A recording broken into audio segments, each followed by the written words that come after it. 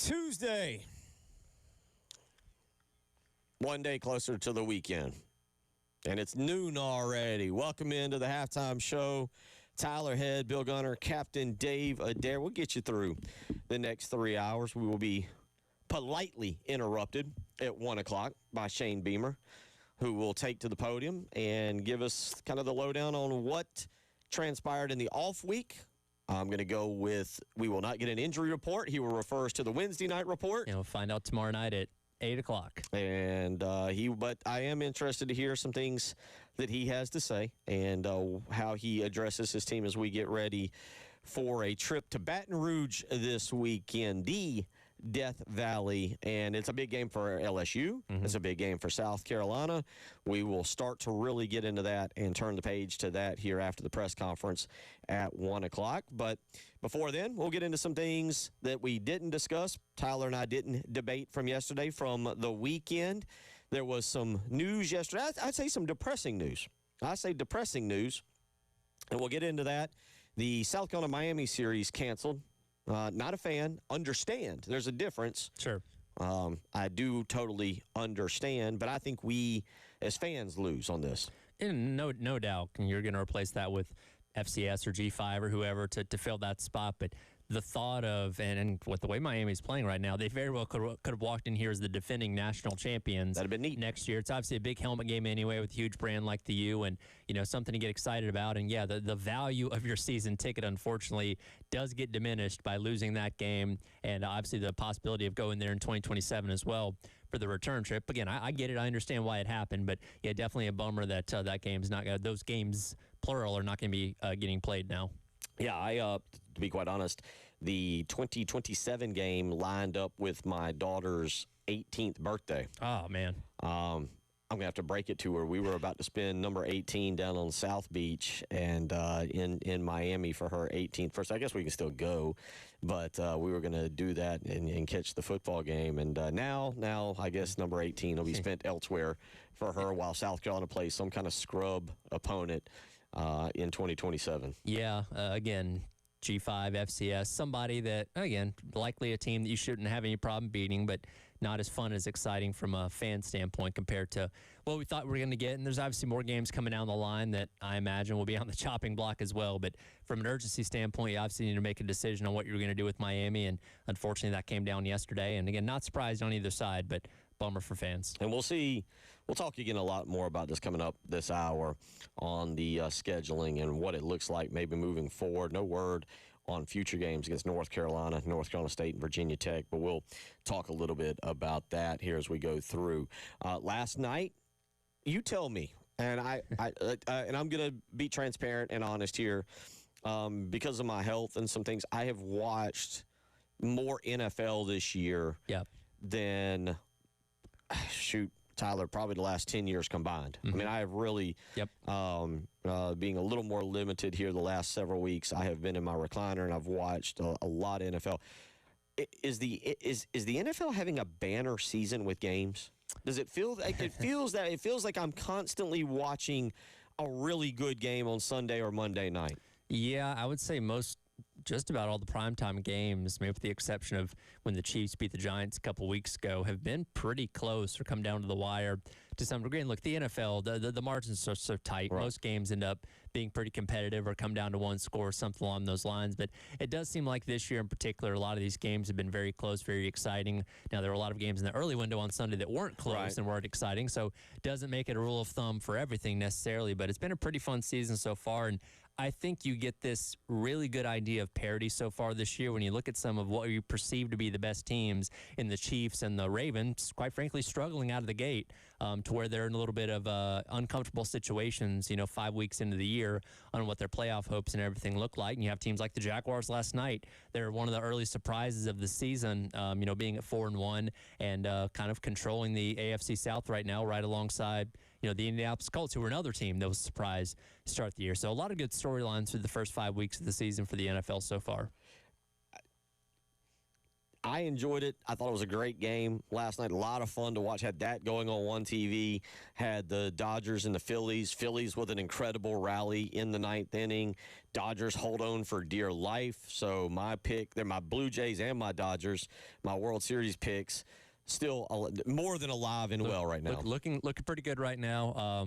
Obviously, the Yankees got to get one tonight to extend that series, and they may get one, but I feel pretty good about the Toronto's chances to wrap this thing up here in the next game or so. And obviously, last night was a little bit too close for comfort if you're a Dodgers fan, but they got it done. Obviously, the series now shifts back to L.A., which, again, plays in the favor of the Dodgers. And, again, we both had the Dodgers making the World Series, so looking pretty good on that one right now. So let me go back to we'll circle back to baseball. We got that going today. Busy day, by the way. Obviously, we just mentioned hang around here in the next 54 minutes. We'll have Shane Beamer coming up at 1 o'clock today. The NHL gets going tonight. Yes, I am excited about that. 5 o'clock, you've got Chicago and the defending champion Panthers.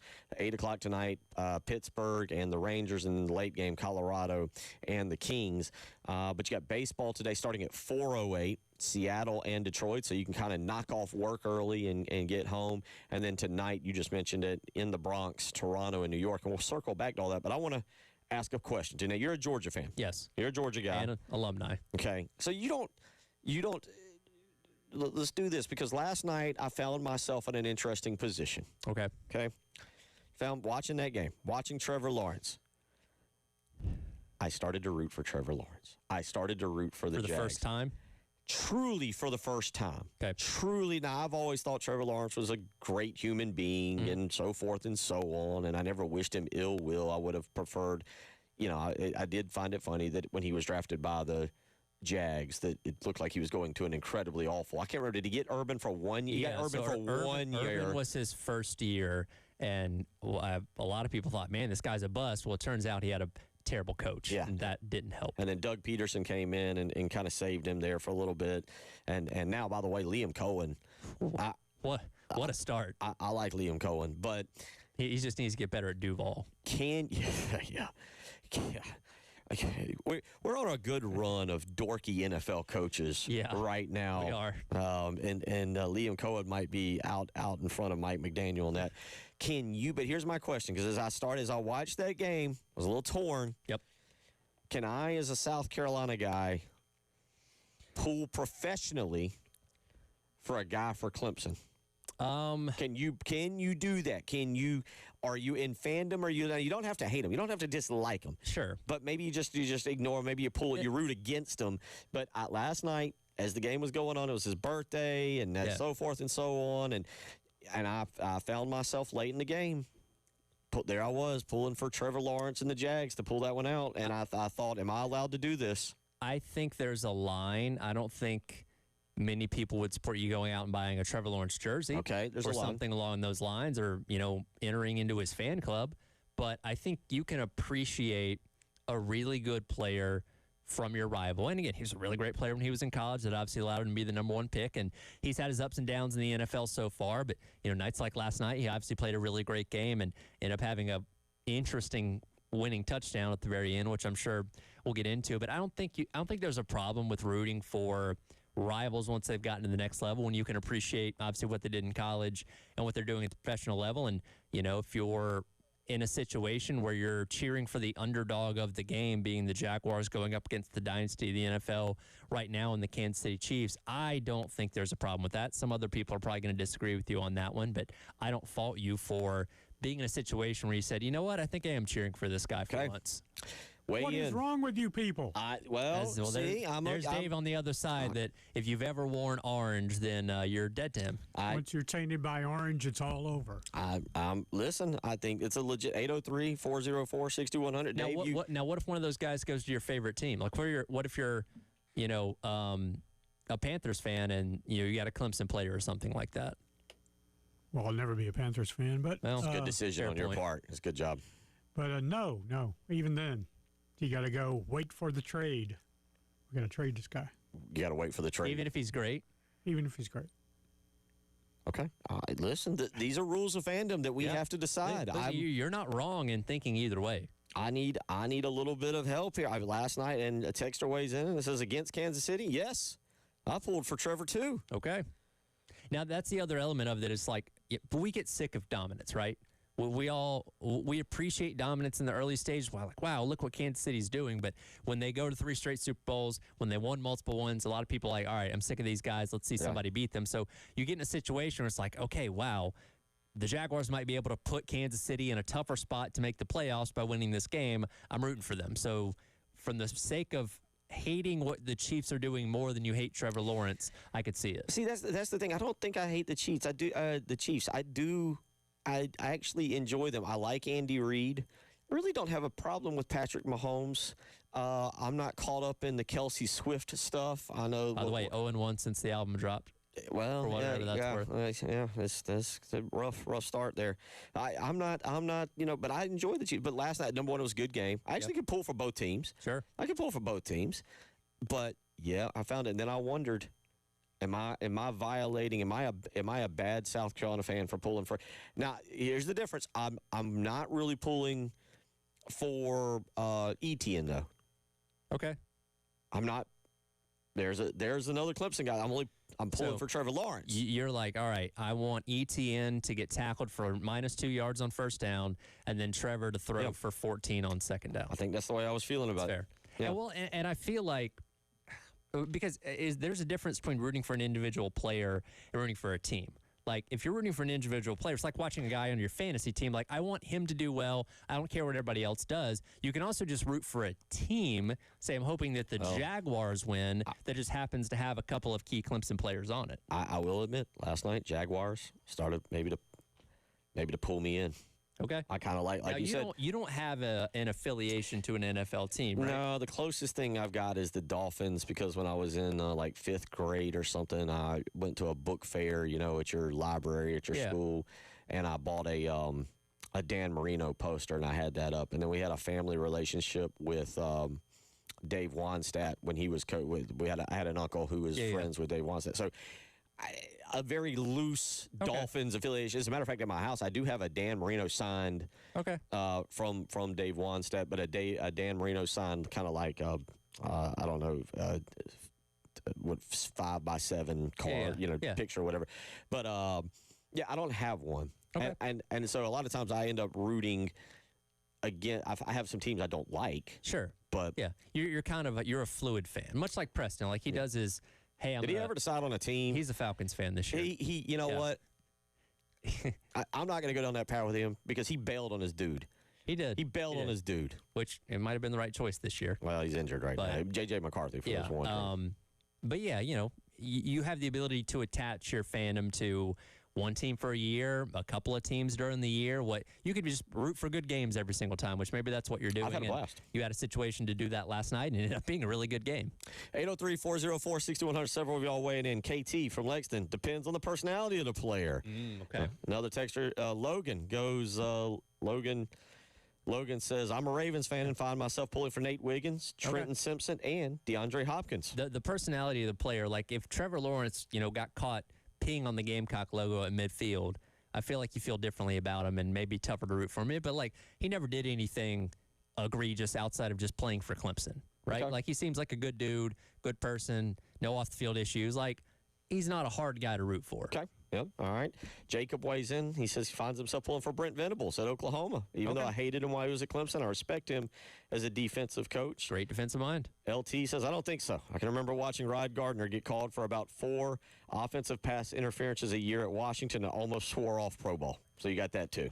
Hell yeah. You're not wrong either way. It's however you feel. We are setting some parameters on fandom as I wandered down a path last night. But we'll get back into another topic that kind of bothers me. South Carolina cancels the series against Miami. We'll talk about that and why it bothers me, but also it makes sense. I get it. You're listening to Tyler Head, Bill Gunner, Captain Dave Adair. It is the Halftime Show.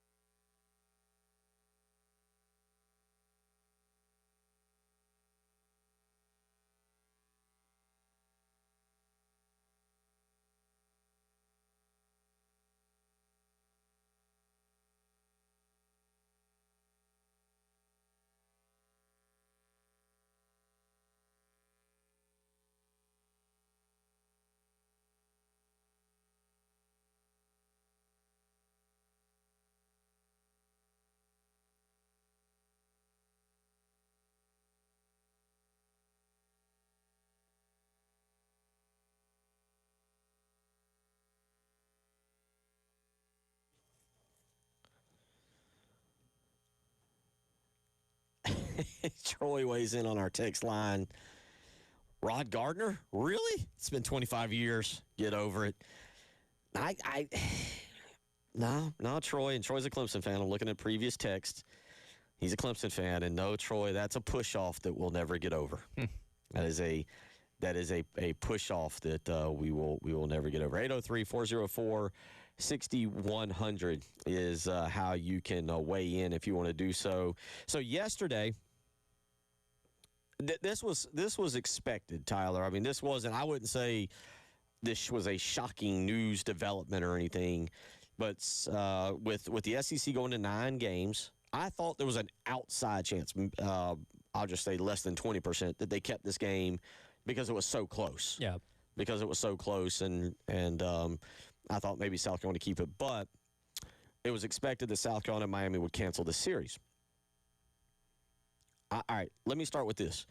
This isn't about South Carolina and Miami because it's happening everywhere. Sure. All right. Who did Alabama? Alabama just canceled a series with somebody that scheduled East Carolina. Was it West Virginia? I think you're right. Yeah, Yes. West Virginia. Yes. So this is happening. I think Georgia's somebody who hadn't canceled, especially in the SEC. Georgia's somebody who hadn't canceled a series. Anyway, this was expected. And we as fans lose because I love good non-conference games. We talked about the opening, or you've talked about it. The opening week of this year, Texas, Ohio State, LSU, Clemson, South Carolina, Virginia Tech, Florida State, Alabama, Tennessee, Syracuse. Those are great non-conference matchups. A lot of fun. And while I get it, we as sports fans, as football fans, are getting deprived of that. And South Carolina, Miami would have been a great game next year for South Carolina. It would have been us going back to 1986, I think, maybe 80. Somebody help me out there. Either 86 or 87, the brawl. And South Carolina went down there and lost 20-16, and they beat up on Todd Ellis, and we had a huge fight at the end of the game, and then South Carolina decided they were never going to play him again. Till the Independence Bowl. Until the Duck Commander Independence Bowl. Please get it right. But I don't like this. And I get it because you don't want to overdo your schedule, and we don't know what the College Football Playoff Committee is going to do, but we as fans lose. You definitely do, and I'm glad you brought up the thing about the committee because one of their points of emphasis this year was valuing playing tougher competition more, which is why the SEC and later the ACC felt comfortable enough to go to 9 games because said, okay, now we're not going to be penalized for basically our entire league taking an extra loss by playing more conference games. And we don't know exactly how true that's going to be until we start seeing these rankings come out at the beginning of next month and obviously setting the field for the 12-team playoffs. So maybe the perception of this could kind of shift, but you talk about kind of that urgency with this game, the first of the series coming up next year. You had to make a decision now. So I think you're erring on the side of caution by saying we're going to take it off. We're going to go out there and schedule Furman or whoever it's going to fill that spot next year where that should be a guaranteed another win, because you're going to have 10 other games against Power 4 opponents. And if you look at the way the committee does things this year and over the next couple of years and say, okay, we feel like keeping a North Carolina, keeping an NC State, Virginia Tech down the road is safe to do, then you can do that. You still have the opportunity to do that from a time standpoint. You don't have the urgency of making decisions on that as of right now. But yeah, the Miami thing, and again, this is going to be one of many series between Power 4 opponents that are going to be canceled across the board here in the next couple weeks or so, kind of getting the table set for the next couple of years. Everybody's there on the side of caution until they know for sure that having these things on your schedule aren't going to hurt you that much. I guess the other way, I'm trying to think of how to frame my point on this, but getting that 9th conference game. So I get it. You get another Power 4 team, and obviously it's an SEC team, but it's monotonous still at times. Sure. It's going to be monotonous. It's the same cycle of teams every 4 years. And again, that's the appeal of, regardless of if Miami came into next year as the defending national champions or if they were coming in off a 6-6 season. It's still a different team, a different brand, a new identity that you're not used to seeing over at Williams-Brice Stadium. That's cool and that's exciting and something would have spent the entire offseason, much like this year, playing Virginia Tech. And I know it was in Atlanta, not at Willie B, but still we've spent the entire offseason building up, hey, this is a team we don't see a whole lot. It's something unique, had the tie to Coach Beamer and all that kind of stuff. Like, it was fun to ramp up to that game as opposed to last year when we were preparing for Old Dominion. It was like, all right, it's Old Dominion, it's a game, and you're excited to get the season started, but there's not a lot of juice behind that. And as a fan, with your ticket that you're going to be buying next year, it's diminished in quality now because you don't have that team coming in. Well, the other thing that's likely to happen here is you are going to pay a pretty penny for that Miami if you are a season ticket holder or whatever. Yes. I'd say upward it was going to be $100, maybe a few dollars more. I don't think they're going to lower the ticket price on that. No. I mean, you look at what they're having to do to raise funds now to raise revenue. You are likely to pay maybe not. Let's just ballpark. I'll say $125 for a Miami ticket. Mm-hmm. It wouldn't surprise me if it's still, like you said, if it's Furman. And it will be the season opener, by the way. That game was scheduled for September 5th, Labor Day weekend. Now, that's what it was technically scheduled for. Who knows if it would have been moved to a Sunday or a Monday, or who knows what maybe ESPN would have stepped in and asked, because it would have been a preeminent game to open the season next year. And let's just, again, hypothetically say South Carolina goes on a run and finishes 9-3, and Miami's wins a national championship, and just some things kind of fall your way. Maybe you have game day here too. Yeah, sure. So, there's a lot of things to it. But now you're right. You're going to get probably an FCS opponent, mm-hmm. or an Akron or a Kent State, and yeah, you're right. It's going to lose. Now you're going to get the win. We hope you get the win. You should. Lord knows, I hope you get the win. But that's what's going to bother me, and that's the direction. Not just at South Carolina, but it's not everywhere. Texter weighs in and says next year, Georgia Tech has Colorado, Georgia, and Tennessee on the non-conference schedule. Scared money doesn't make money. To be the best, you got to beat the best. Bring it on and go Jackets. Yeah. Now, that's as of right now. That could obviously change between now and then because the Georgia series is not going anywhere. But if they canceled Colorado and Tennessee, that wouldn't. Now, they may do the Colorado thing they probably got to honor. Just to pay back, the game that they played there earlier on this year. But past that, I wouldn't be surprised if they kind of go the same route of saying, hey, we're just going to play the Georgia series, our conference slate, and then play nobody's after that. I will say there is a benefit, and we'll look at Alabama as an example. They played Florida State in week number 1. Went down Tallahassee, got their butts kicked, and we were ready to write them off. And I think that might have been the best thing for them because they're playing some of the best football in all the country since then. Like, that was truly a game that woke them up that, hey, we're not as good as we think we are. And there's benefit to that, whether you win or lose those games, playing a quality opponent in week number 1 to kind of figure out what you are, as opposed to, if Carolina beats Furman 56-3 next year in week number 1. Does that really tell us anything about Carolina? No. And you could go into conference play and get shellacked by whoever the first team you play is and go, oh, wow, maybe we got some inefficiencies we need to work out that you could have figured out against a team like Miami instead. Brad weighs in, the 9th game replaces the Miami game. I get that. Yeah. And he says still have the 2 cupcakes. And that's still, now you get 2 of them. I know Jay is very anti these cupcake games. I'll admit, years ago, I was okay with them because when my kids were younger, mm-hmm. those were great games to take my younger kids to. And I do believe you get one of those games a year. That's how I grew up going. My father and mother would take me to way back in the 80s, like when South Carolina played Western Carolina or Appalachian State or somebody, and that would be my introduction to South Carolina football and to college football as a whole. So I don't mind one of those games. Another part of this is, and I was saying it jokingly, but I was being honest. I was looking forward to that trip to Miami. I would look forward to a trip back to Chapel Hill to see South Carolina and North Carolina play there, or to Raleigh. I've never been to Carter Finley. I've been to Carter Finley. I've never been there for a game. I want to go. I want to go to a South Carolina Virginia Tech game at Lane Stadium and see that. Well, and I'm going to try to say this in the nicest way possible. The fan experience is the least important thing out of all this when it comes to the way the universities look at it. And yes, that's exciting for Miami fans to get to come up here, or Carolina fans to go down there. That is very low on the pecking order of how these universities look at this, because again, it's about maximizing your potential with your schedule to give yourself the best possible path to making a 12-team college football playoff. And for both sides, getting there is a lot easier when you don't have the other side on your schedule now, and you can replace it with whatever FCS team you want to interject, or G5 team or whatever. Again, not to be mean, but the fan experience is the least of their priorities here. You got to keep an eye on that, because obviously redoing the stadium right after the Clemson game this year, and you still want to keep that thing packed out. We'll continue talking about that, but we'll also get into a look around the college football world. Tyler had to step out yesterday, so he and I will discuss a few things, share our own thoughts from the weekend that was. You're listening to Tyler Head, Bill Gunner, Captain David Air. It is the halftime show.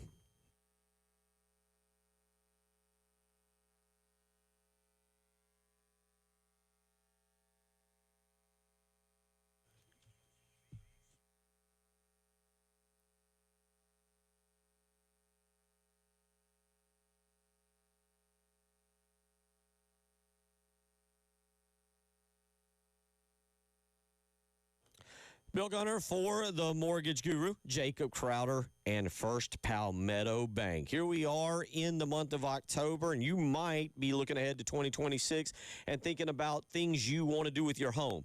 Maybe it's just as simple as refinancing. You're noticing the interest rates are starting to become a little bit lower, and you can take advantage of it, save a little bit money, get some equity in your home. Well, contact Jacob Crowder today. 803-719-1005. That's right, 803-719-1005. And speak with him about the options you have. Now, maybe you're thinking about something different. Maybe thinking about building or buying. First Palmetto Bank and Jacob Crowder have a no-nonsense construction loan that might be perfect for your needs, but you got to call and get more information today.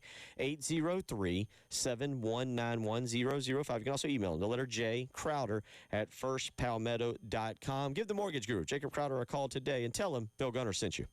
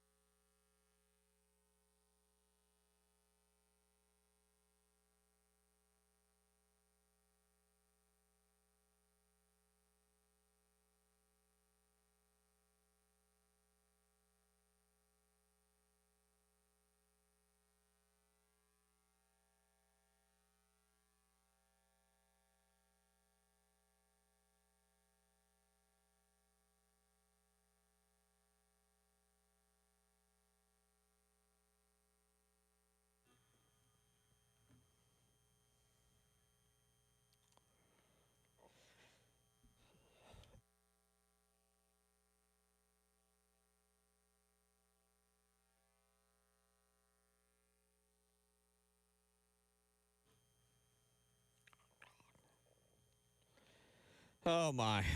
You know, yesterday as we were wrapping things up, I noticed LeBron James had inundated social media with a decision. He was going to have the second decision today to be announced at noon.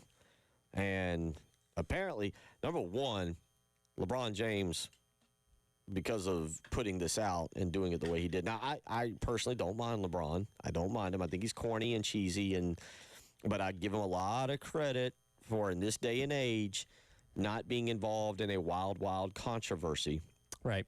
during his time. You know, it's just athletes get caught up in these things.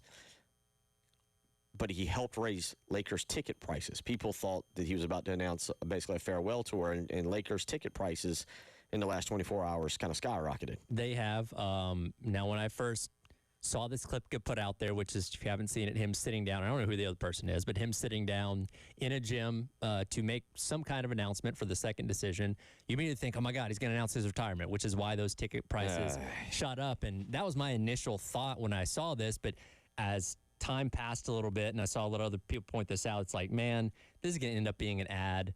You know, people point out, oh, it's Prime Day. You know, good point. Is the decision, you know, beef or chicken at Chipotle or something along those lines? Like, what's this going to be? Especially this close to the start of the season, you didn't feel like the timing was right to make this retirement announcement. But, yeah, and most people ended up being right on that. For those wondering, and to save your time and your anxiousness, he announced that he's partnering with Hennessy for a cognac. Well, there you go. I've had a Hennessy one time, and actually, I take that back. I had it when we were in Bermuda, and I was of legal drinking age, but I thought I was really cool drinking it, and then that was pretty much the end of that experiment. Now, are you the belief like me that LeBron is going to make a big deal of his retirement? Because here's the thing: after every single season, you know, whenever the Lakers get eliminated from the postseason or whatever, somebody asks him in the post-game presser, like, hey, you know, you play next year? And I got to give it thought, blah, blah, blah. Maybe I will, maybe I won't. I've always of the belief he's going to make sure he gets a farewell tour. He's going to announce it well ahead of time. That way, every arena's sold out. He's going to get keys to the city. They're going to give him all the love and stuff, no matter where he goes and where he plays. He's not just going to decide after a season, yeah, that was it, I'm done. Like, he's going to make sure he gets his proper send-off and farewell over the course of his final season. I don't know. I don't think he knows how to play that. I don't think he knows how to play that just yet. I think the league wants him to have a farewell tour. Yeah. You want to talk about ratings, I'm okay ticket with that. sales? Yeah. Like, they could milk that for a lot. I'm right? I'm okay with that. I'm okay with him getting a farewell tour. He deserves it. Look, I'm not saying he doesn't, but I'm just like, that's the way I feel he's going to play it. Okay. I'm with you on that. I'm with you. 803-404-6100 if you want to weigh in on LeBron James or anything else. All right, so big picture college football. And by the way, this is just coming out, and this is just funny. Inside Carolina Yes. has now reported, this was 13 minutes ago, that Covers UNC. Huh? Who covers UNC? Yep, covers North Carolina. North Carolina is no longer moving forward with their in-season documentary with Hulu. Sources close to the program told Inside Carolina the team announced its plan in August to collaborate with Hulu to showcase the team this season, and they have now canceled that plan. Shocking. There's a lot of footage. A lot of footage that's going to get burnt from that. There's a lot. There's a lot going on behind the walls there. Obviously, playing terrible football. This vendetta against the Patriots where they can't acknowledge even like Drake May having a great game the other night, beating the Bills. They're not allowed. Patriots scouts aren't allowed to come to games and watch practices and stuff. Like, there's a lot of things not football centrally focused that appear to be very important behind the walls there. That is not the main reason why they're struggling, but it's not helping. There's a kind of a pretty harsh article in one of the Raleigh websites that it's accurate. Now it does cite inside sources, anonymous sources, kind of those kind of things. But basically, it discusses the situation there within the program that Bill Belichick basically will only say hi to players. Stephen Belichick, the defensive coordinator, basically doesn't talk to players at all. That there are certain players that are getting very preferential needs. That players are the one that caught me off guard is players that are not on the travel roster, I believe, are not being allowed to even dress out. I guess like stand on the sideline and wear the uniform. Yeah. Yeah. There's a lot of stuff going there right now in that program that's going to be very interesting to monitor over the next 9 months to see if we get back to August of 2026 with Belichick. So if he wants to do it, they're not going to fire him. No. They're not going to fire him. This is on Bill Belichick or whether he wants to do it or not. Yeah, it would be his decision if he wanted to leave. And they got that thing in his contract where if he decides to take an NFL job, what he has to pay out is very low or something along those lines. Not the NFL would want him back at this point, but are you rooting for this to fail? Like, are you enjoy watching this burn the way that it has through the first month? At first, and now I'm not so sure. Like, I'm not so like what am I getting at it? Like, it's failed. Sure. Like, what else is going to happen? Like, what else? How does it get worse? I don't want it to go so far off the rails. There's some kind of ridiculous scandal with the girlfriend, and I don't want to see that. Bill Belichick is a grumpy old man, but he's a good football coach, and he has an odd sense of humor that I've heard in press conferences. Mm-hmm. I don't want to see this like completely tarnish his career because there's going to be questions about his career. Definitely so. And again, this is college. It's completely different than the NFL. But, you definitely saw the difference when Tom Brady left and he went down to Tampa Bay and, won a Super Bowl with Bruce Arians and the crew down there. And people said, maybe it was Brady as the main reason for success, not necessarily Belichick, because they made the playoffs one more time but continued to decline to the point where they basically had to fire him now 2 years ago. And not that going to North Carolina and having success would have righted all of that, but would have said, hey, look, he's a good coach. They can go into another level and have success right away. So he's not doing himself any favors by this being the disaster that it is so far up in Chapel Hill. No, and now you get this article that has come out, and it basically kind of states that there's no communication within the program. The parents of players aren't hearing from the coaches. There was positive feedback on Bill Belichick's one-on-one coaching. Yeah. I thought that was interesting. So you had kind of the other side of it that parents are being like, hey, one-on-one coaching is actually pretty superb, and the strength and conditioning program is built to get our guys, my son, or ready for the NFL. So there was some positives. But the overall way the program is being run was very interesting, and we'll see if that's something that changes as Belichick and Michael Lombardi work their way through a year and kind of understand the nuances of college football. I feel like Lombardi's going to be the first head to roll here. I don't think so. With the way they built that roster. I don't think heads are going to roll, man. They're not going to do anything with Belichick. They're not. Belichick can walk away. North Carolina can fire him, and he says, fine, you fired me. Yeah. Regardless of what happens, I think Bill Belichick can look at him and be like, you need me, I don't need you. Yeah, we'll see. So 803-404-6100, how you can weigh in on that. Yeah, all right. Well, now we don't get a documentary. Come back. So we always talk about James Franklin from the weekend as being a failure and overrated. I got another coach for you that had a loss this weekend. Now, he didn't lose to he didn't. Wasn't as bad. Wasn't as bad, but I got a stat for you, and I'm going to throw it out there, and we'll debate if this coach is now becoming overrated and is not who we think he is. You're listening to Tallyhead, Bill Gunner, Captain David Ayer. It is the Halftime Show.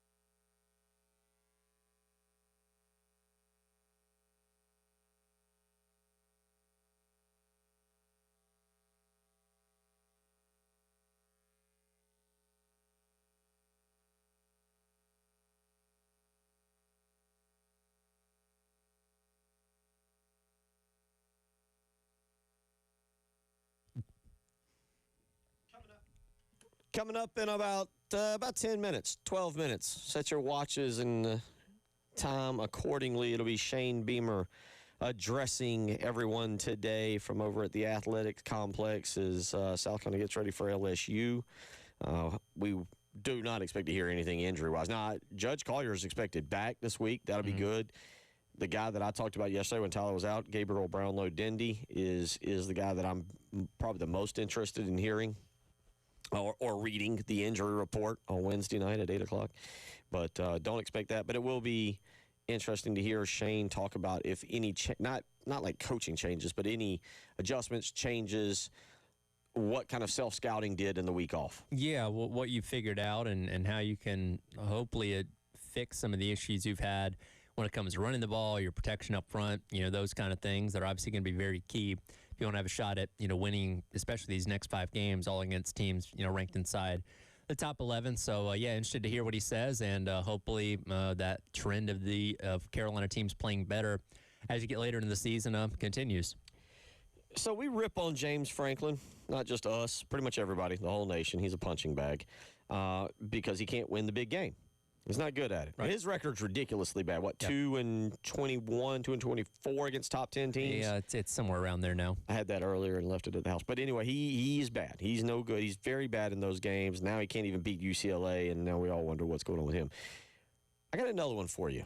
All right. If I tell you a coach is 5-18 in his career against top 10 teams and 2-8 with his current team, what would you say? I'd say that's not good. How are we feeling on Steve Sarkisian? I think the perception is starting to shift a little bit now. Is it now? Right? Because much like Penn State, they were number 1 and number 2 in the preseason poll. This seemed like the year that Texas was finally going to put it together, and they've been inching their way closer to a national championship the past 2 years, eliminated in the semis the past 2 seasons. So you felt like this year with what seemed to be an upgrade at quarterback, and Arch Manning was finally going to be the year where they put it all together, and they're underachieving. But yeah, you look at now Steve Sarkisian's full body of work, and again, they're only in their second year in the SEC, but going back to his time in the Big 12, going back to when he was at Southern Cal in the Pac-12, when it came to those really, really big games, more often than not, he was the one coming up short there. Yeah, I'm not saying he's on the hot seat. Don't get me wrong. I'm not. No. Sarkisian's not like in danger of losing his job or anything. But I think we start to look at him now, and I didn't realize that he's 5-18 in his career in top 10 games, or games against top 10 opponents. And that is, again, you mentioned it, at Washington and Texas there, and Southern Cal, right? Southern Cal. Yeah. I'm trying to remember his brief stint there. But that's that 3 stops. At Texas, he's now 2-8. And now you factor in a loss to a Florida team when you're supposed to be the better team and you're still kind of competing. And also, it doesn't feel like we're seeing the development of Arch Manning. Yeah, and last year, their schedule worked out pretty favorably for them. They lost to Georgia twice, but that was their toughest game on the schedule a season ago. So they had an easier path to get to where they got in the playoff compared to the Georgias and Alabamas and teams like that played a little bit stiffer competition throughout the entire year. So they took advantage of that. Obviously, this year they put themselves behind the 8 ball by losing that game to to Florida, to where now they are 0-1 in conference play, and obviously have to overcome that with still games against teams like Georgia coming up later on in the year. But yeah, I think this is a year where the perception of James Franklin has the ability to change quite a bit. Not James Franklin, Steve Sarkisian has the ability to change quite a bit based on how Texas does. But yeah, the Arch Manning thing is very glaring. And I said this yesterday, it's not all on him because he's not getting good protection up front. He was in crisis that entire game against Florida. But when he is having those moments where he does have to make plays, he's hit or miss. You mentioned that and Steve Sarkisian has done something to try and somewhat fix that. Now, he has hired veteran offensive line coach Tim Dravino, who will be an analyst, will come in as an analyst. He's not going to be the offensive line coach for Texas, but Tim Dravino will come in, and it says as a consultant. He is already listed on the Texas directory as a volunteer within the football program, so they've already got that up for him pretty quickly. Dravino has done a lot of work at other places, most notably working with John Harbaugh as his offensive line coach and offensive coordinator. But you just mentioned it. Texas's offensive line also kind of in shambles. Kyle Flood, the offensive line coach there, also the offensive coordinator, but they gave up 6 sacks this past weekend to Florida. Well, and this was an area they didn't address in the portal. They thought what they had was going to be good enough, and clearly it's obviously not. So you can only do so much in season with the personnel that you have on the field, but you can change things up from a coaching staff standpoint, and that seems like what they're trying to do to try and make something out of this, because if you struggled against Florida's pass rush, guess what? You got probably the best pass rush in the country coming at you this weekend in Oklahoma that could make it even worse. Yeah, speaking of, the Oklahoma statistics are kind of ridiculous in terms of what Brent Venables has been able to do with that defense, that defensive line. Oklahoma is tied for second nationally in sacks, second in tackles for loss, and they're fifth in rushing defense. And, you know, a lot of people are talking about this game. Also, news coming out today that John Mateer pushing himself to be back for the game this week. Yep. I don't know if that's a good idea. We'll see. Listen, one loss isn't going to kill you in college football anymore. Might want to hold out given the rest of the Oklahoma schedule and make sure that that hand is completely healthy. We'll talk more about that. But coming up, Shane Beamer heads to the podium. Let's hear what he's got to say. Is South Carolina football ready for LSU? He'll tell us. You're listening to the Halftime Show.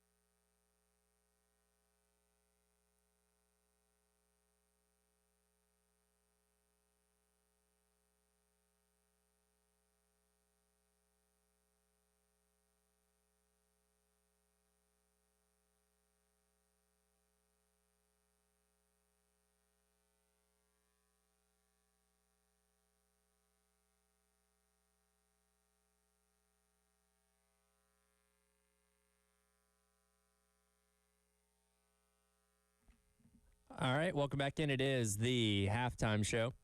Tyler Head and Bill Gunner along with you here on your Tuesday, waiting anxiously for Coach Beamer to take to the stage here in just a moment as he'll give the updates on where things stand after the bye week and start looking ahead to LSU this upcoming weekend. That is obviously going to be a challenge for South Carolina. Night game there.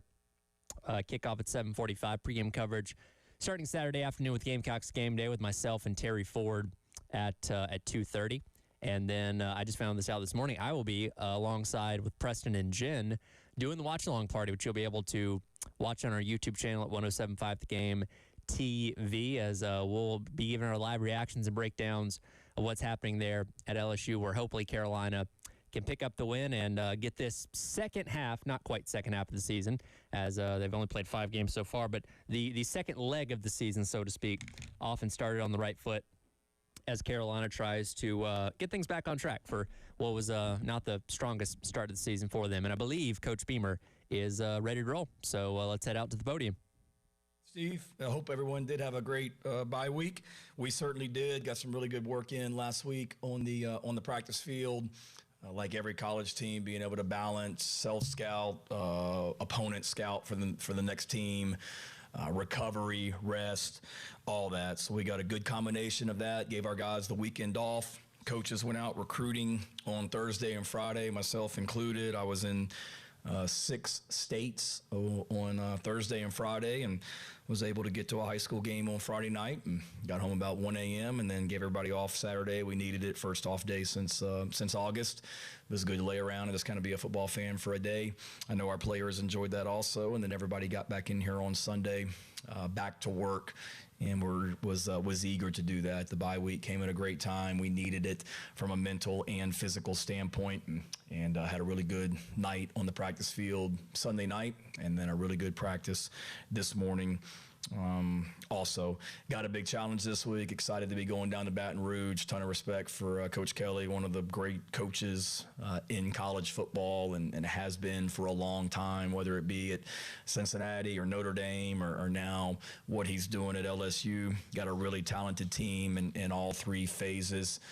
Weapons on offense, weapons on defense, weapons on special teams in the return game, and their specialists. So really a complete team that's played really good football throughout the season. They had a really good team last year, and then added to that with the freshman class they brought in, and then transfer portal additions.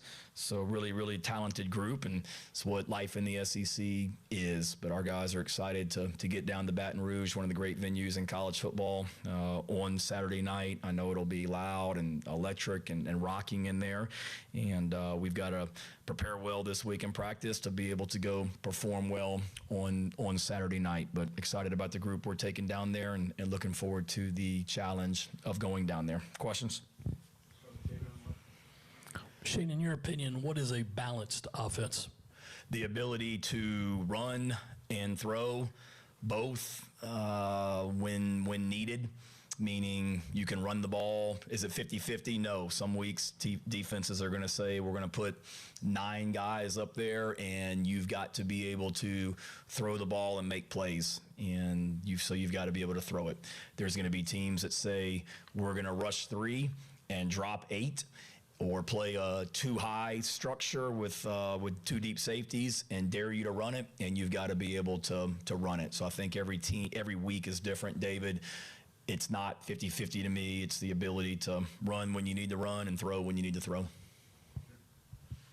Coach, how are you preparing to simulate the noise of what Death Valley brings for your players to kind of tune in with this big game coming up? Yeah, it starts in practice. We're, doing some crowd noise things in practice, which we always do when we go on the road, and did it when we went to Missouri, and did it today, and we'll do it tomorrow and Thursday in practice, just trying to, simulate crowd noise. But, you can't simulate 100,000+ probably heavily intoxicated Louisianans down there, and which is going to be awesome. I mean, that's what you want to coach in those environments. But I would say the same thing that, Coach Kelly said about coming into Williams-Brice Stadium last year, which is a loud environment. Like, you can control the crowd with how you play, and that's what we need to focus on, is playing winning football offensively, defensively, and special teams, and being able to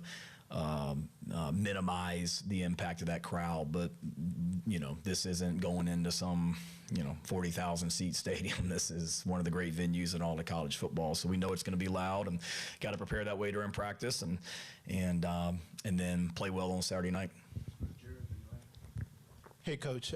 Following David's question and following that Kentucky game, do you feel the offense is as balanced as you'd like it to be right now? No. I mean, it is what it is. We're not running the ball consistently enough right now, and we haven't been as effective running the ball as we need to be. We've done what we needed to do to win 3 games, and but we've got to be able to run it more consistently than what we have, and we've got to be able to throw it even more consistently than what we have. But I would say with a lot of areas defensively that we got to be better, a lot of areas on special teams that we have to be better. But certainly we've got to be more consistent offensively, staying on the field, sustaining drives, and that's running and throwing.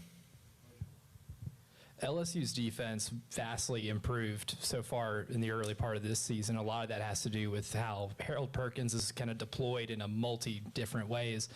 What's kind of the challenge like for you to try to account for a player like that who does kind of line up all over the place? Yeah, ton of respect for Blake Baker, their defensive coordinator. He does an awesome job. He did when he was at Miami and Missouri. We saw plenty of film when we played against Missouri my first couple years, and now at LSU. And Perkins is a great player, and they do a great job with him. He's most teams you play, they have a nickel or a Sam linebacker, meaning if you're, an 11 personnel, tight end, 3 receivers are probably going to play with 5 DBs, and your Sam linebacker is going to come off the field and they're going to play nickel, which is what we do with Jalen Kilgore. But then most teams have where if the team's in 12 personnel, meaning there you have 2 tight ends, a lot of teams are going to play base defense where they're going to have their true 3 linebackers and they're going to sub it in. We did that. We've done that in the past with some of our bigger linebackers. When Bam Scott was here, we did a little bit of that. They don't have to do that because Perkins is one of the rare guys that's a Sam and a nickel.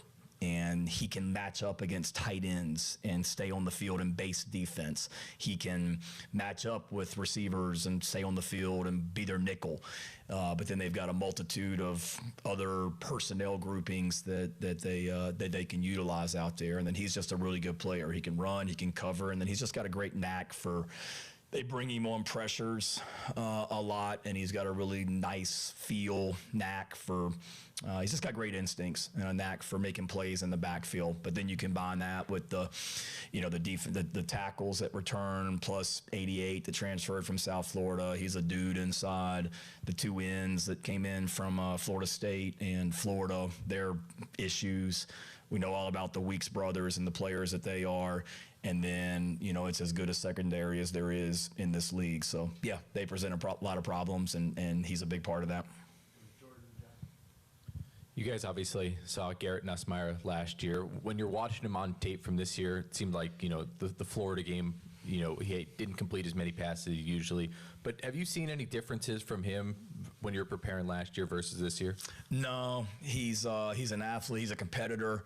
I've got a ton of respect for Garrett, coach's son, grew up around the game. He's a competitor. He's a really good athlete. He's tough. He sits in the pocket. He can make plays outside the pocket. He's made some throws this year, Jordan, that are wow throws that, you're like, man, there's very few people in the country that can make that throw. The one thing I've seen, they've had some injuries on the offensive line. They lost some really good offensive linemen. 66, Campbell starting for the Patriots now, and that was a really good group that they had last year. And then they've basically had to replace that group with some portal guys and new players, freshmen, and then they've had some injuries. And it's tough, man. I mean, y'all see it with us and probably get tired of me saying it. Like, this league's a freaking bear. And the defenses that we play, you literally line up and play first-round draft picks every single Saturday. And their offensive line has lined up and done that already this season. And they've had some injuries. So there's continuity on the offensive line where he's, they've given up some pressures, which is going to happen in this conference. And he hasn't been able to sit in the pocket maybe as much at times as he would like. But, for all the and from what I read, he hasn't been 100% healthy. I know they said they rested him some last week with an injury that he's had. But I see him gutting it out and making plays and being the great quarterback that he is.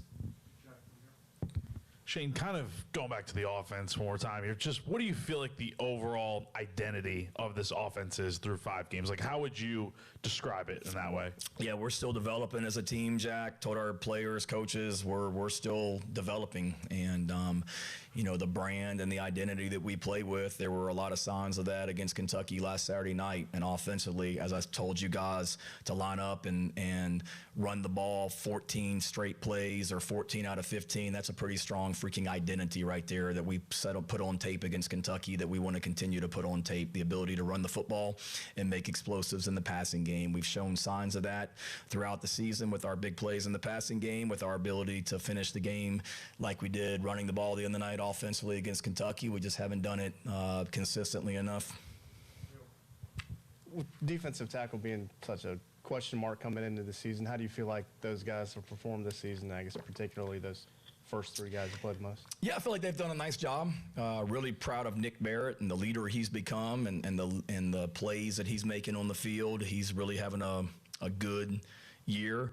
And then you add Gabe and Kel and Devontae Miles and Troy Pikes and the way those guys continue to come along. It's been a solid group, and they've been, I feel like they've been very, I feel like they've been consistent and continue to get better. And then some young guys that continue to come along that I see flash in practice and I'm excited about in regards to their potential as we get into the second half of the season. Shane, starting this weekend with LSU, you guys have a stretch of pretty much 5 top 10, top 11 teams. What has been your message to your guys about how to prepare as you enter this gauntlet of a stretch? One at a time, but if you don't want to play that schedule, I told our players, y'all chose the wrong conference to come play in. Like, you should have gone play in another conference.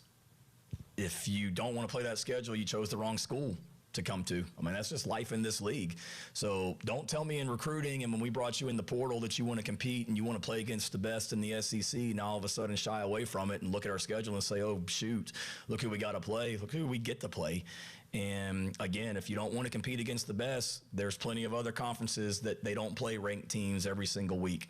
There's plenty of other conferences where you don't go in front of 100,000 people every Saturday. There's plenty of other conferences where you don't play against NFL draft picks all over the field every single Saturday. You do in this league. And as a competitor, that's what our guys chose to do. So I get tired of look at South Carolina's schedule and things like that. And I get it, it is what it is, but look at everybody else's schedule in the SEC. I mean, look who Oklahoma plays the next 5 weeks. Look who Missouri plays, LSU, Alabama. Who else was I looking at their schedule? Texas, I think. I mean, there's a lot of teams. Just look at the month of October, and all it is ranked team after ranked team after ranked team, because that's what the SEC is. There's a reason. I don't even know what the rankings are this week, but 10 of the top 20 teams in the country, for God's sakes, were in the Southeastern Conference last week. 10 of the top 20, guys. So everybody plays a tough opponent because it's the greatest conference in America. And as a competitor, you love that opportunity to go compete. So that's been my message. Let's go freaking compete, because this is what y'all came here for. Shane, kind of a two-parter. When, as a head coach, do you see the officiating assignments for your next game? Monday. Sunday night, Monday at the latest. And just when you look at him, has there ever been an occasion to say, like, maybe that guy, there might be some past history there? Has there ever been an occasion to look at that and lobby for a switch? Yeah,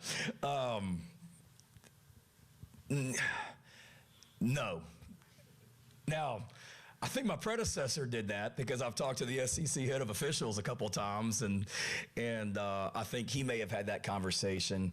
There's There, and God's honest truth, David, there's one time, I think, in 5 years where I saw the officiating crew that was going to be coming in here for that Saturday, and I made a call to John McDade, the head of officials, about what's your thinking here? Like, are you sure about this because of whatever may have happened in the past? But that was probably 2 or 3 years ago when I made that call. I didn't do it last year, and I haven't done it this year, and I didn't do it this week.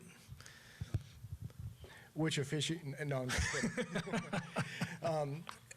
I hope I'm not misrepresenting this, but you've mentioned that you make notes a lot as time goes along throughout the season, so you can reference back, in future years. Is that pretty accurate? Absolutely. Yeah, I was wondering, given the bye week, did you make any notes or anything about the first, 5 weeks of the season, the start, the September, that you feel like you want to implement next year, or things that need to be corrected?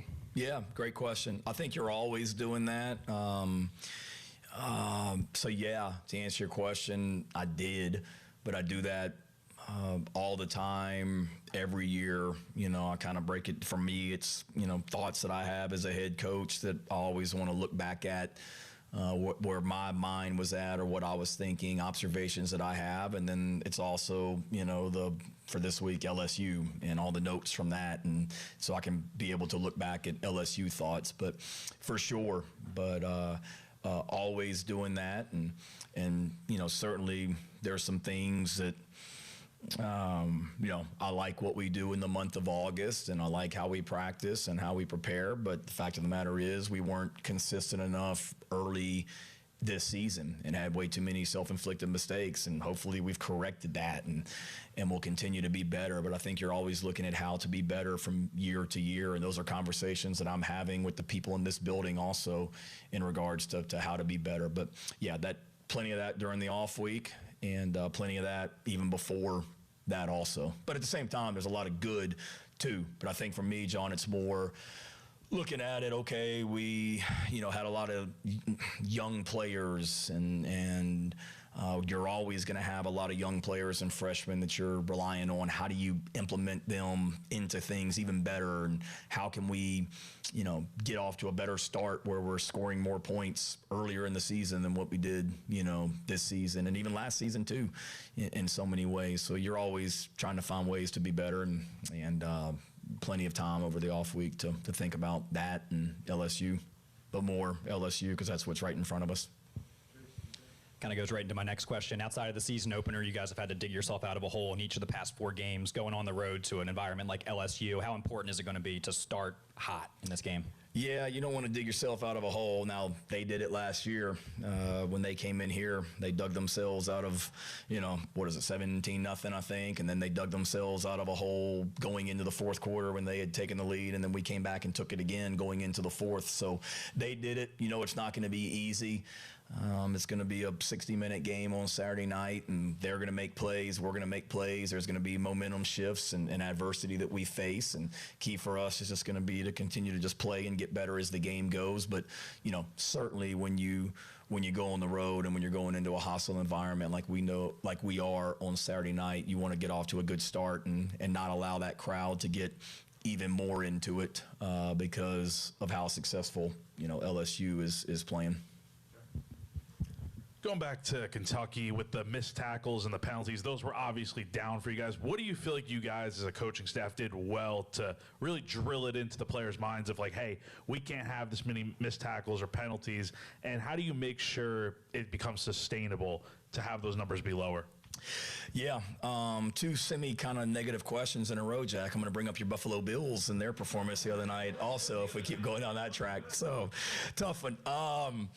Just continue to emphasize it. I mean, every week is different, and we always work tackling in practice, and one like we all of a sudden missed a bunch of tackles against Missouri and said we're going to start working tackling in practice. We always do it, but just, continuing to find different ways to teach it and techniques and emphasizing and getting 11 guys to the ball, the penalties, just continuing to emphasize it. We know that, we know that it's going to happen. And, I told the team this morning, I was reading an article about the Denver Broncos and how they started out 1-2 and had a lot of self-inflicted wounds and penalties in their first couple games that they lost.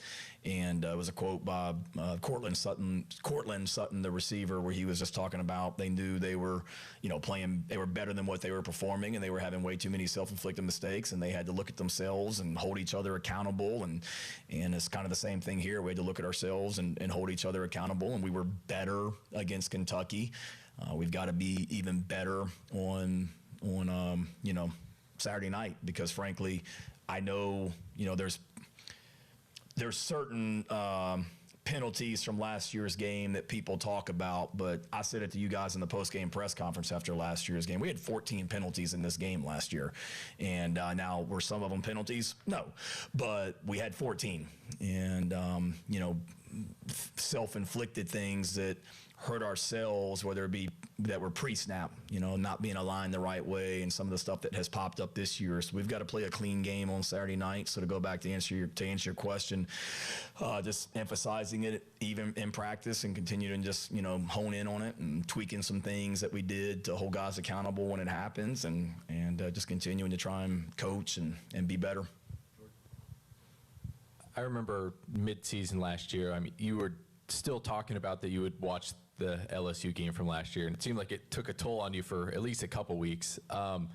Will you use that game at all as motivation for yourself or your team this week?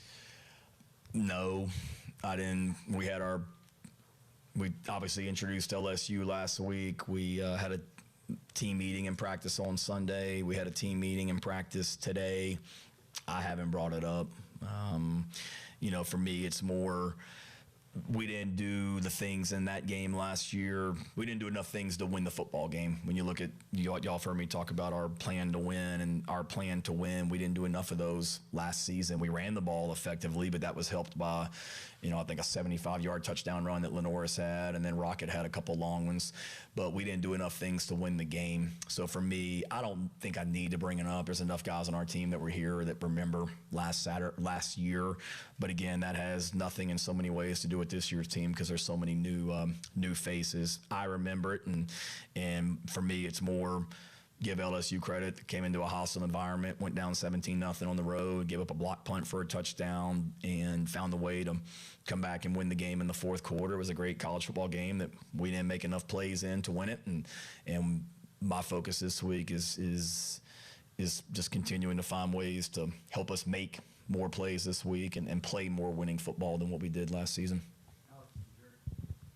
I know in the Kentucky game, from a special team standpoint, there are a few things that need to be improved on. But when you look back at those first 5 games with so many guys in those key spots, how would you evaluate special teams performance, and what's the next step for those units? Yeah, I think the special teams performance has been really good.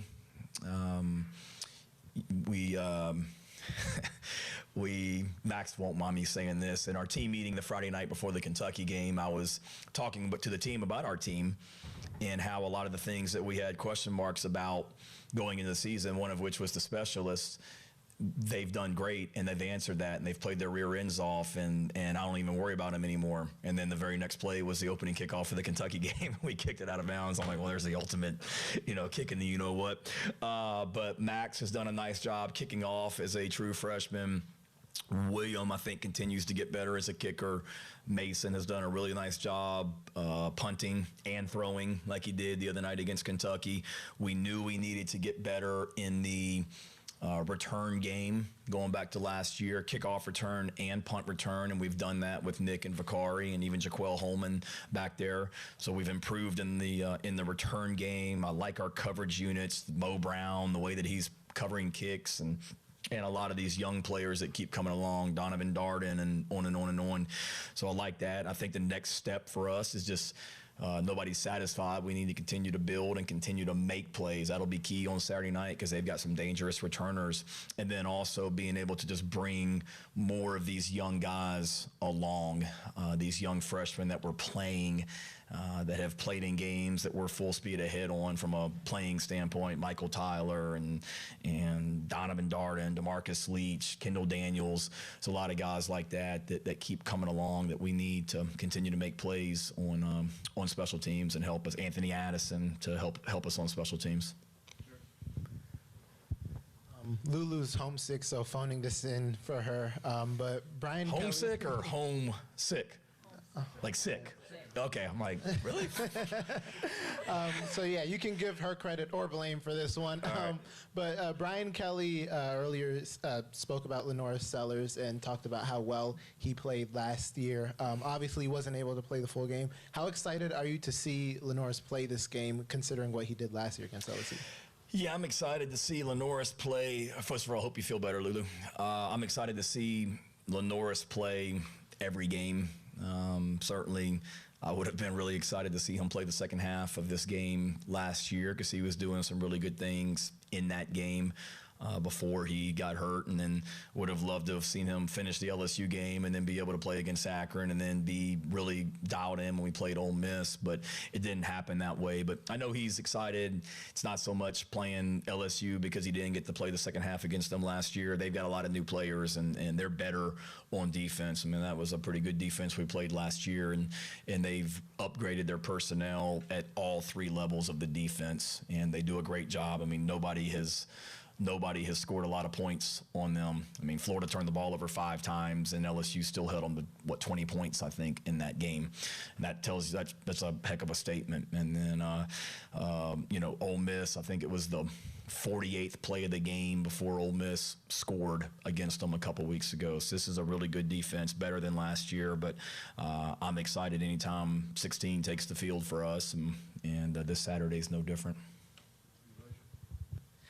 Nick Harper's obviously shown like some big playability throughout his career, and I think Cole Kublik was talking to Clark Lee the Vanderbilt game a few weeks ago, and Clark was telling him about how big of an emphasis it was to make sure he doesn't beat them over the top. Have you seen teams cover Nick Harper differently over the last couple weeks, and if so, does that kind of help somebody like a Dre Jacobs be able to get a couple 100-yard games? Yeah, I saw Clark talking about it leading into our game, a comment he made just about always having a safety in the middle of the field to kind of help versus Nick on some of those deep balls. And then he mentioned the Virginia Tech game where, one of the very few times that Virginia Tech didn't have a safety in the middle of the field is when we threw the post for a touchdown. And that was towards the end of the game where we had some runs and they brought some safeties up to stop the run. So, yes, teams got to be aware of Nick, but that's great because, if you're doing that, we've got other receivers that continue to get better and develop. And then we've also, as we get this running game going even better, that helps the overall passing game in general. So, yeah, certainly when teams play us, it's hard not to notice number 8 for us out there just with his speed and his size. But that, we've got other guys that you've got to worry about, the quarterback, the running backs, tight ends, receivers, and that certainly helps others for sure. And Nick's done a great job of continuing to make an impact no matter what teams are trying to do to negate him. I don't know if you can comment on this, but I know the news broke yesterday about the cancellation for the Miami home and home series. What is your personal thoughts on that, and how hard is it to put a schedule together, just in general? Yeah, my personal thoughts, it kind of is what it is. With the SEC going to 9 conference games, I just went on that whole spiel a few minutes ago about what not all 9 conference games are built the same way. 9 conference games in other leagues aren't 9 conference games in this league. And when we also play Clemson at the end of every season, as a competitor, yeah, you want to play against the best. And if everybody in the country, everybody in the SEC was playing 12 Power 4 teams, great, let's have at it. But they're not. And it's an unintended consequence of it. It just is what it is, that every team in this league is going to play 9 conference games plus a 10th Power 4, I believe. But that doesn't mean that they all have to play another Power 4, and we would have probably been the only one. I think you see that with other series getting canceled, and I know our fans were looking forward to it. I know I was looking forward to it, but you've also got to do what's best for the team. And just to be completely frank, it doesn't make a whole lot of sense for us to play 11 Power 4 games when everybody else in the SEC is only playing 10, and especially until we as coaches understand what are the metrics of the committee going to be, because last year it was clearly on how many wins you had, not who you lost to. Shane, you were talking about Nick Harbor a little bit ago. Through the first 5 weeks, do you and Coach Shula feel like you have an idea on who kind of the consistent guys are in that wide receiver room, or is there still room to fluctuate for snaps and targets, things like that? I think we've got a pretty good idea of who that group is, but again, I mean, we're constantly competing and developing, and we're not even halfway through the regular season at this point. So we've got a pretty solid idea of who those top guys are. And when I say top, I mean top 6, 7, 8 that we feel like we can play in football games and win games with. But also, there's guys that aren't in that 6, 7, 8 that I see in practice continue to make plays and continue to get better too. So yes, where we are right now, I got a good idea and feel good about it. But I like that group as a whole too, because there's some guys that we recruited that really haven't made an impact on the field yet, but I see them developing on the practice field and continuing to make plays in practice, which may lead to more and more opportunities in games as the year goes. With the running backs, I'm assuming they're probably wanting to get the running game going just as much or more than anybody else. So what kind of mood do you sense from those guys as they've gone through these last few weeks and the bye week? Yeah, they've been great. They've great energy and spirit about themselves and have practiced the right way. And again, it's I think I said it after the game or teleconference with you guys after Kentucky. I mean, we left some yards out there that was more on the running backs than it was the offensive line, where some runs that, I thought we maybe missed the read or missed a gap and bounced it when we didn't need to bounce it and left some yards out there. So that's my message to them, is just trust it. And then we've got to do a better job around you, meaning offensive line, tight ends, quarterbacks, and receivers, so you can trust it to run it where it's supposed to be.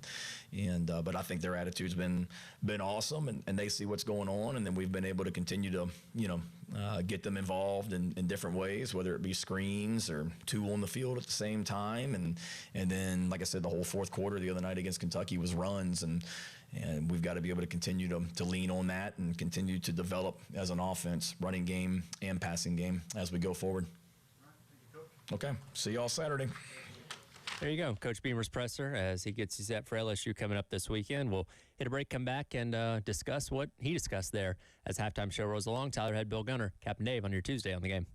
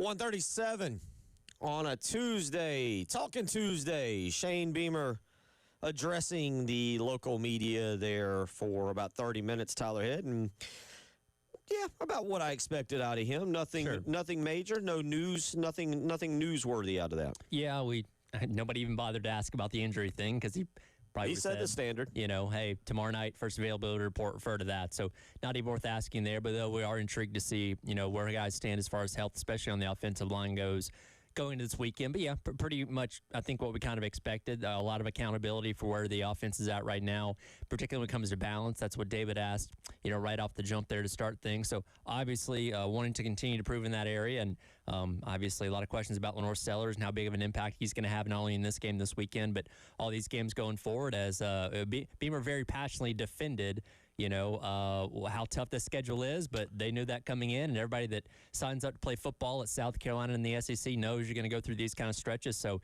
it's not something to shy away from. Yeah, and he mentioned that, look, everybody, we shouldn't say we kind of laughed. Not everybody in the league is going through it. Texas. Not necessarily. Texas still kind of. Some schedules are tougher than others. Yeah, Texas still kind of catching a break. I mean, but you look at Florida, you look at what Oklahoma's about to go through. That's the way the league is. That's the way the league is. And look, we'll see if it shakes out. We'll see if LSU is a top 15 team. I think we're still trying to figure that out. I'm still trying to figure out if Oklahoma is a top 15 team or not as we move forward. I'm bought in. Yeah. If you were to do the contender-pretender thing again, I'm bought in on Alabama and Mississippi. I'm not sure about LSU and Oklahoma. Yeah, earlier on this morning, myself, Chris, and Jack, we all kind of did our SEC power rankings and tried to come to an agreement on where teams stood. And, yeah, we kind of had the combination of Ole Miss, Alabama, Texas A&M, Oklahoma, kind of in that top 4 to 5 mix for the most part. And you had your teams below that, Tennessee, Georgia, all that kind of stuff. We actually set on LSU at 9. Right, considering the fact of where we thought that team was going to be going into the year compared to what they've done through the first 5 games of the season, they've underachieved. And not to say that they can't improve and look like one of the better teams in the country, in the weeks to come. We just haven't quite seen it yet, and you obviously hope that doesn't happen against South Carolina this weekend, but that's always possible given the amount of talent they have on both sides of the ball. Yeah, listen, one thing about LSU, remember, they're transfer portal heavy. That's what made the LSU-Clemson game so interesting, is you had Dabo Swinney and Clemson, we'll say homegrown, locally raised talent, but you bring it up through your organization, your team. Whereas LSU went out and plucked a bunch of guys and brought in a whole bunch of transfers and rebuilt their entire roster, especially their defense. And those guys, where are they at mentally? Are they adjusting? Are they being able to pick up everything that's being put down for them? And they're talented. I mean, if you were to say, the power rankings is interesting because you're having to live up that. If you were to rank teams based on talent in this league, then you're talking LSU as a top 3 team right there. I think you'd have Georgia, LSU, and Alabama as your top 3 talent teams, but they've not lived up to it at this point. And that's scary because sometimes that means teams are waiting to live up to it one time. Well, and obviously we know because they're coming out of the bye week too. Sometimes it takes that bye week for things to really start clicking, kind of taking an opportunity to take some extra time to address what's been an issue for you that you can't really do during a regular game week because you have to focus so much attention on an opponent. So that extra time that you got last week, you can correct a lot of things. And same things goes for South Carolina, that I'm sure they were addressing a lot of the issues, especially offensively, they had for the first 5 games. And we'll see on Saturday if they make significant improvements in that. And we'll see if LSU on the other side is able to do the same thing. It looks like a different team on Saturday night. 803-404-6100. Now, one thing that Shane Beamer brought up is going into that environment. So I pose it to you. If you rule out your team, so if you're a South Carolina fan, you rule out Williams-Brice. If you're a Clemson fan, you rule out Memorial Stadium. If you're a Georgia fan, you rule out Sanford Stadium. What stadium or stadiums would you most like to play in, like that environment? I've been to LSU. I've been to 2 South Carolina LSU games. I've seen the night game there in 2002 that was about as wild as an environment as I've ever seen. It's going to be a night game again. That environment is going to be absolutely something. It's borderline scary. It actually, you talk about, environments, and you're like, man, he's being a little dramatic. No, LSU's borderline scary. I've been in Georgia. I've been everywhere except Arkansas and Missouri, and LSU at night is about as terrifying, actually scary, as it comes. Scary from the standpoint of, like, as an opposing fan, are you worried about your own safety? That you're definitely worried about your own safety. All right. I know those people can get a little bit rowdy down there, especially when you've had all day to get nice and sauced up for this one. Yeah, no, they when we went down in 2002, it was me. I was in college, and we went with some. We made the drive, stayed, drove down to New Orleans on Thursday night, Friday night, went out and partied there, and then stayed in Baton Rouge, went over and tailgated. Everybody was so nice before the game. They're offering jambalaya and beverages and whatever they had, etouffee. Oh, I was like, man, this place is the greatest tailgating place on earth. And then you go in the stadium. I saw a man in a Boy Scout uniform in the upper deck pour a full-on cup of dip on South Carolina fans behind us. Oh. I saw another LSU fan throw a punch on a South Carolina fan, and I saw an LSU lady act not so much like a lady to a bunch of people late in the game. And so that place, and look, it's just, I mean, it's a wild environment, and South Carolina's going to have to weather that early on. If you can go in there early and just get through the first 6 to 8 minutes, basically about the first 2 to 3 drives, and get everything settled down, I think then you can get into the flow of the game. We talk about the importance of starting fast. You can have a good opening drive, which Carolina's done really well this year. Go down, score a touchdown, force LSU to punt pretty quickly, 3 and out, maybe 5 and out, and something like that, and then hold the ball for a while. And that second drive, you can take the crowd out of it. Like, that is a big factor in this game to keep that 12th man, 100,000 of them, at bay and not let them, because again, Carolina's had its own issues with communication this year, and if they're loud and rowdy the entire time, that's all going to cause further problems. So taking them out of that is going to be key. Yeah, and I'll say this too. One thing about Lenore, I don't know if you necessarily want him doing this because that means you're struggling on first and second down, but if he can have a couple 3rd and 8s where he breaks the defense's back by scrambling, and like you're like, all right, we got him 3rd and 8, we got him, and all of a sudden he runs around, he picks up the first down. They're like, oh my goodness, breaks this their guy will a little bit. Yeah, that would be a very solid start as well. 803-404-6100. Stadium environment that you would like to play in that's not your own. Jacob says, hey, Bill, you're right about wearing body armor at LSU and it being terrifying. I was there in 2012. My friend got hit with a full bottle of yellow water. Well, tell you more about that. It's the halftime show.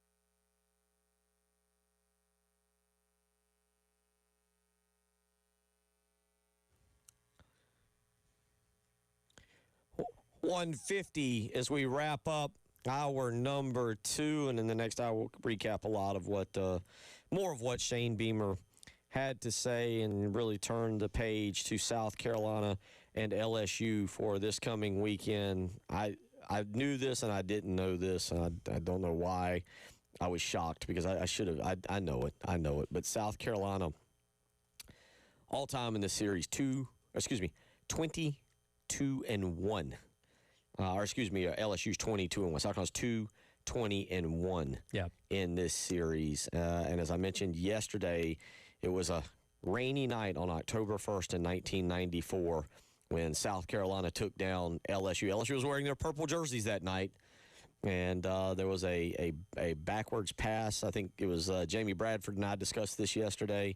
We went down a little bit of a trip down memory lane for that. Steve Tannehill pass to Toby Cates in the back of the end zone. It was a incredible victory down there. Brad Scott got all excited, threw his hat. He had the hat, threw it into the stands after the game, and started that little tradition. And it was a great night for the Gamecocks, and one that I think we probably should have celebrated much, much more if you'd known it was going to be basically another 30 years before you have 30 years without a victory. And look, LSU in the 31 years since that happens had a lot of really good teams, multiple national championships, and all that kind of stuff. Not that there's any shame to having a losing streak to a team like that, because they're consistently pretty good, but that's what makes last year's game sting so much, because you were so close.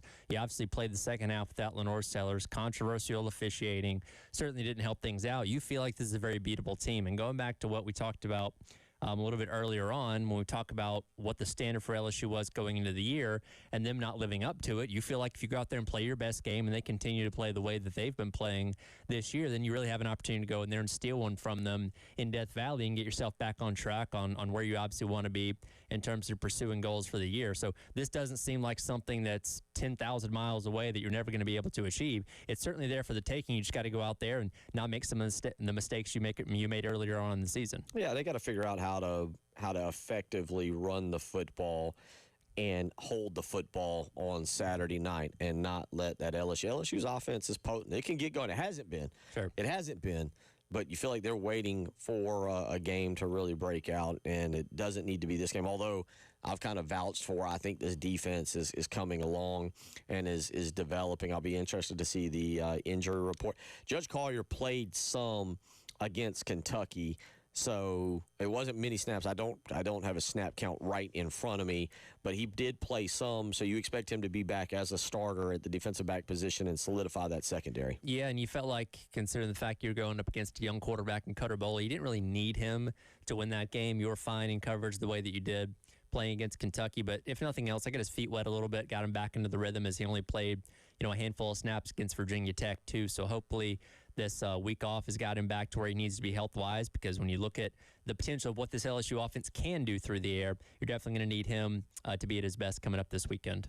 Coming up in hour number 3, again, we will get back into some big picture college football as well as talk a little NFL, but we will really get into South Carolina and LSU for the coming weekend here. Is certainly, it's a big one. They're all big, right? Yep. And Shane Beamer talked about that with the schedule coming up. Yeah, it is. And again, your next 5 opponents are all ranked inside the top 11 as of right now, LSU being the lowest of those at number 11. So there's really no let up. And obviously, who knows what Clemson and Coastal Carolina are going to look like by the time you get to those games. But we circled this back in, the offseason that, hey, your first 5 games, more manageable than your back 7.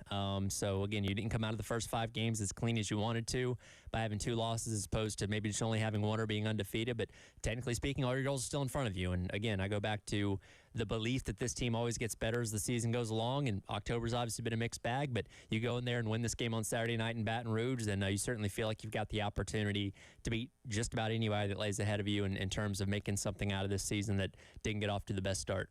So I asked you, and I asked y'all, 803-404-6100, based on going to Death Valley, the Death Valley, on Saturday night.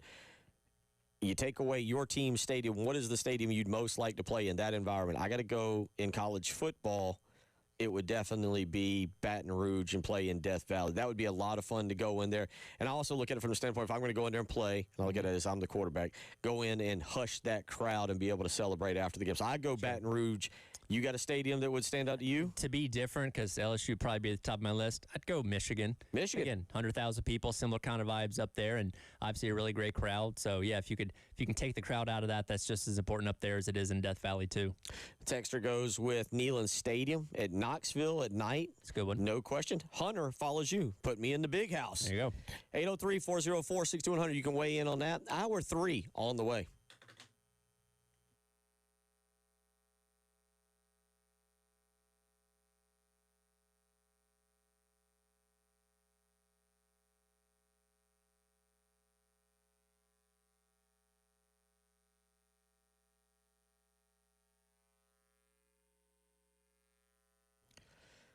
Bill Gunner for Mid-State Roofing, where they have been the proven leader in the roofing and waterproofing industry for over 30 years. 30 years is a pretty long time. It's about as long as the last time South Carolina beat LSU. It's been a long time, and that's not good for South Carolina, but for Mid-State Roofing being the proven leader, that's phenomenal. And the reason is because of their customer service, the way they treat you, the customer, because at Mid-State Roofing, it's that history that is your assurance that their professionals will provide proper advice, service, and the results to the needs of your facility. They're going to do it in a manner both safe and pleasing to you. And most importantly, they are there for you 24 hours a day, 7 days a week. You just got to give them a phone call and speak with an on-call technician or a Mid-State Roofing staff member. 803-356-1919. Let them help you with a maintenance contract. That's 803-356-1919. If you've got a leak, let Mid-State Roofing take a peek.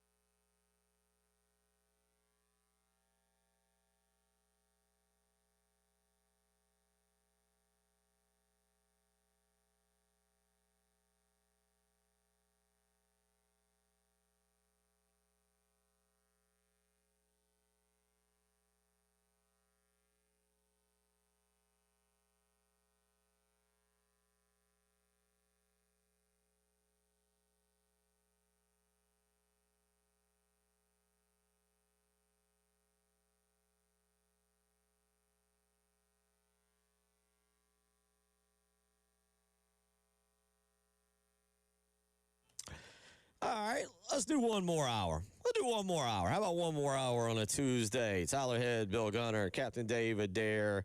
They're coming off of the Shane Beamer press conference, where, again, nothing newsy, which is fine. There's nothing wrong with that. I don't think you wanted anything new. You definitely didn't want him showing up going, well, we got 2 guys suspended, and we had a significant injury here, and, I don't know, Lenoris's ankle, something's wrong with that. Yeah, you didn't want that, so all in all, a good press conference. Yeah, he was back to his usual pretty cheerful self, which is nice.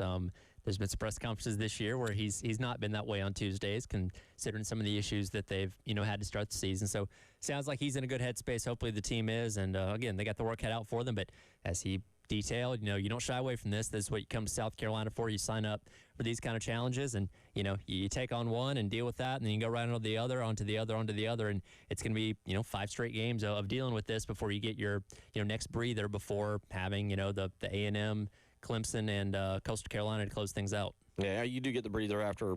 Oh, that's right. You have the breather between Ole Miss and A&M, but still 4 straight weeks of ranked opponents, and then another ranked opponent waiting on the other side of that. And I think it's going to be interesting because, again, I'm not sold.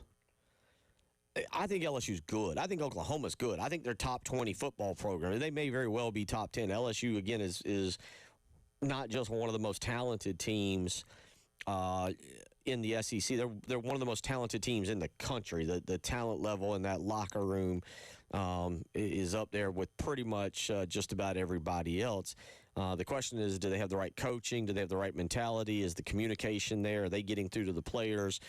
Things of that nature right now, or is there kind of a struggle? And also, there's no doubt, the question is, and I think it's the biggest mystery, and we're going to discuss this in just a minute, the health of Garrett Nussmeier. Is he healthy? Was he healthy? Did he have time? Is he healed? We'll discuss that. 803-404-6100. Real quick, a little bit of breaking news during the Shane Beamer press conference. The Cincinnati Bengals have traded for Joe Flacco of the Cleveland Browns. So Flacco now he's adding to his jersey collection now. He's not up there with what is it? He's not up there in double digits yet, but he's getting. No, he's almost made the full tour of the AFC North. So if he could end up being a Steeler at any point, he'll complete the trip around those 4 teams. What was with the Colts as well.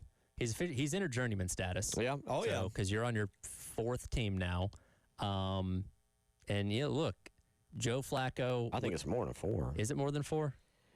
I mean, it's Browns, Ravens. You mentioned Colts and now Bengals. Yeah, Bengals. Yeah, he's at 4. I feel like there's a 5th that we're blank. Oh, good Lord. Ravens, Broncos, Jets, Eagles, Jets, Browns, Colts, Browns, Bengals. I completely forgot about him being on the Broncos. There you go. That kind of slipped my mind. But look, Joe Flacco, you know what he is at this point, right? Like, he had his great playoff runs with the Ravens and all that kind of stuff, but as he's gotten into later years, and look, we knew coming into this year what he was going to be for the Browns when you obviously had several young quarterbacks waiting in the wings. Like, all right, he's going to start for a few weeks. He's either going to get hurt or he's going to struggle. They're going to bench him, and they're going to put somebody else in, which is exactly what happened this past week with Dylan Gabriel. And I think that kind of shows you how disapproving the Bengals have been of Jake Browning, who has played terribly since Joe Burrow went down. It's like, well, Flacco's not great, but he's better than this guy, so we'll bring him in to try and salvage something of this season. They obviously have talent around him on offense with Higgins and Chase and stuff like that, but they just don't have the guy that can get them the ball the way they need to. And you've seen those 2 guys particularly be frustrated with their divvy up of receptions and targets these past couple weeks. So the hope is going to be that Joe Flacco can do a better job. And look, nobody's going to replace Joe Burrow. Joe Burrow is a one-of-a-kind quarterback when he's healthy, and Flacco's not going to be anywhere near that at this age and with his injury history, but he's probably better than Jake Browning. So there's that. So a little bit of news there is, again, the Browns trade for Joe Flacco. Also, that means Shedeur Sanders. You are now the backup. He's officially number 2. He is officially. Dylan Gabriel, actually, he played pretty decently on Sunday. Yeah.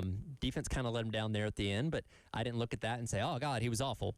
Now, again, all it takes is one terrible game, and sure, Sanders could be starting, but, what is he, number 41 on the list of starting quarterbacks since 99 now? I thought it was more. We'd have to go back and do some research. It may be more. I know it's somewhere in the 40s. Yeah. And, the cycle of Browns quarterbacks, he's probably going to end up getting benched or hurt at some point, and Store's going to get his chance, and when that happens, we'll see. 803-404-6100. We'll get into some LSU discussion coming up here in just a minute. But let's get out to the phone lines. Tim wants to weigh in, our LSU fan, our resident LSU fan, Tim. Tim, how you doing today? Hello, Tim. Tim's making all the LSU fans look bad. All the LSU fans out there now are looking bad. Tim, are you there?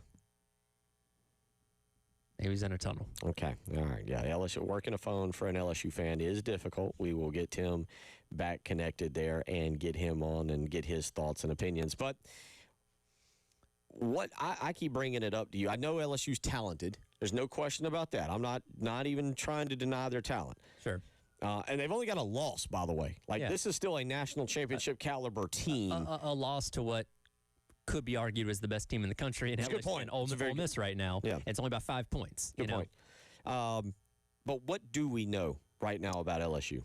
Really good on defense, which is what they struggled with the past couple of years. And again, you go back to Jaden Daniels' Heisman Trophy season, and they could score 50 points, but they were giving up 50 at the same time, which, kept them from achieving some of the goals like going to the playoffs that you felt that they could possibly do. They've got the defense corrected. You heard him get asked about Harold Perkins Jr., who's kind of finally found that role on defense that he's comfortable at, playing that half linebacker / half, nickel cornerback type of role.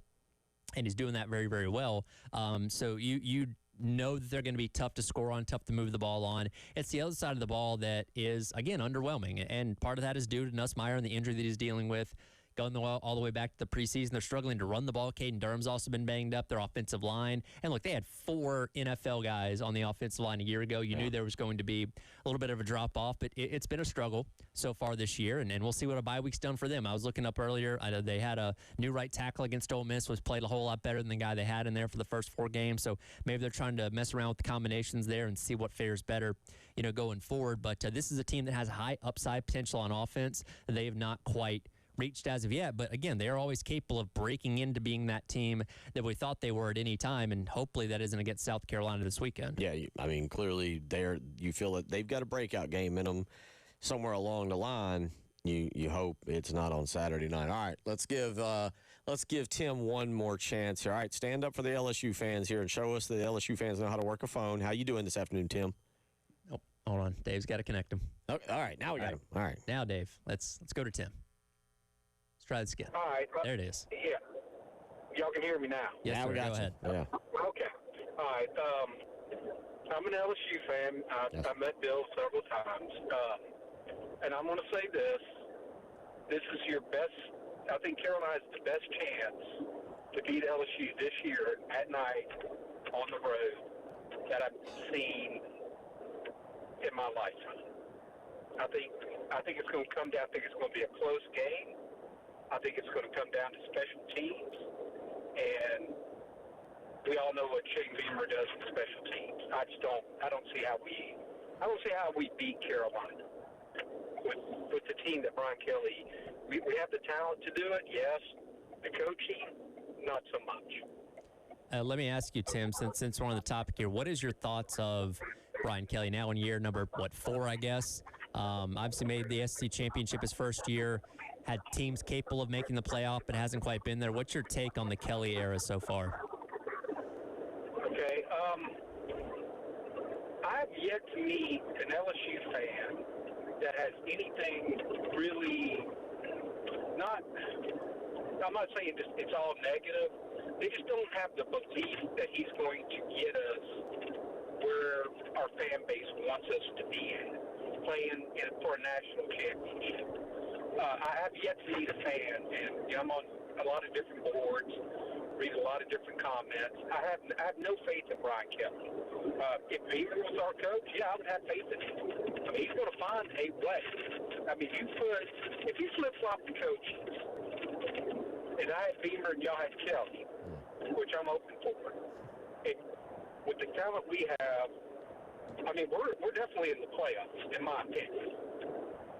And Carolina's probably still win 8 games. Because I think that's, Brian Kelly's ceiling is 8 games. Okay. All right. Yeah, I still like Brian Kelly as a coach. It hadn't quite connected this year. Maybe that's a bad fit for him. But, Tim, we appreciate the phone call, and we'll look forward to hearing back from you later on this week as we'll get some final thoughts from you on that. When we come back, Tyler, we'll get into why do we feel confident. Now, Tim feels very confident, and you heard that was because he is not confident in Brian Kelly. But we'll get into why we feel confident or why we have thoughts that South Carolina can win this football game, and we'll explain those to you. You're listening to Tyler Head, Bill Gunner. He's Captain Dave Adair behind the glass. It is the halftime show.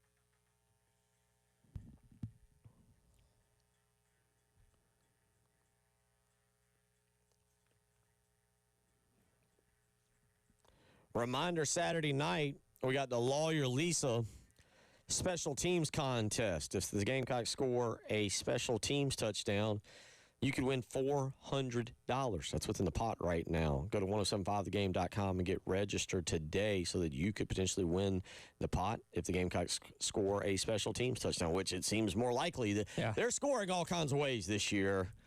You feel like they may have to have one of those on Saturday night, Tyler. Yeah, between what Swain's done in the punt return game and obviously pick six and a scoop and score here in the last couple weeks has certainly helped put some numbers on the board. And going up against a defense as stingy as LSU, when you're already having your own struggles on offense to kind of break that 20-point barrier like you've had in the first couple games this year, you might actually need to rely on a score or two from the non-offensive side of things to help you possibly win this game on Saturday. And you're certainly very capable of that because that's something this defense has always been good at under Clayton White. And, that could be vitally important as well as special teams, coming up on Saturday against LSU. Yeah, I kind of would lean toward a punt block. Yeah. Get you a little scoop and score there. I think, something of that nature. Obviously, Vakari Swain is dangerous with the ball in his hands. At least so far, we haven't seen, correct me if I'm wrong, we haven't seen teams shy away from him, right? No, not really. I mean, look, sometimes you just kick the ball high enough to where you don't have to worry about the return because your coverage gets down there, but I don't really think of anybody that's intentionally just kicked it away from him or out of bounds just yet. Now, maybe that's LSU's MO. They're actually pretty good when it comes to their net punting average. So, we'll see. But, he could be a big factor. Once again this weekend, Brian Kelly calls him Vakari Smith, by the way. Good, nice. Didn't get the full name update there. Yeah. But, yes, they're going to be prepared for him, it seems like. One other thing to keep an eye on, because South Carolina's been close. Kick returns. They've been close this year to breaking one, and I feel like it's going to happen. Yep. I'm just not sure when, where, and will it have relevance to the game. Yeah, and look, I think everybody was excited to see Harbor go back there and do that. And that's one of those plays where your straight line speed can become a really big factor. And he's come close. He's had a couple decent returns. They've, I believe, had some penalties on some kick returns as well that certainly don't help. But they're inching towards having one of those moments. And, again, that could be a big factor this upcoming weekend. And I will say I still think that if Harbor breaks off a 100-yard punt return, kickoff return touchdown, that might end up being one of the loudest moments we've ever seen at Williams-Brice Stadium if it's there for, a home game. But, it just kind of seems like they're inching closer, and hopefully one of those breakouts happens here soon. All right, so South Carolina, 10.5-point underdog. Games in Death Valley. It's at night, whereas Les Miles said, dreams go to die. Not a lot of reason to be hopeful. Not a lot of reason to have confidence, but we have some. I'll start with you. Give me reason number one. I think you've seen Lenora Sellers play his best in these last two games. Now, against Missouri, it was obviously throwing the ball, and that was the only reason Carolina was in that game at the very end, to begin with, because what he was doing, through the air, and then against Kentucky. And whether that be that Kentucky just didn't have the talent on defense to be able to slow him down, or he finally was able to find some of those lanes that he's been looking for, he returned to his former self when it came to running the football. And if you can get a combination of those two things coming up on Saturday, see how he played against, some of the better teams down the stretch last year, then you've got a chance in this game. When number 16 is playing his best football, he's going to give you a chance every single time. And I like what I saw going into the bye week on both sides of that for him. And hopefully that's what he carries into this game Saturday. You've got a statistic. I think I'm reading it correctly here. Off of bye weeks, Shane Beamer 4-2. Am I reading this correctly? On your 3-2. 3-2. 3-2. So last year, like this year, you have the double bye. Gotcha. Yeah. So he had 2 straight wins off byes in 21 and 22. 2 straight losses. Oh, I know my fourth because I always I cheat. I admittedly cheat to the positive.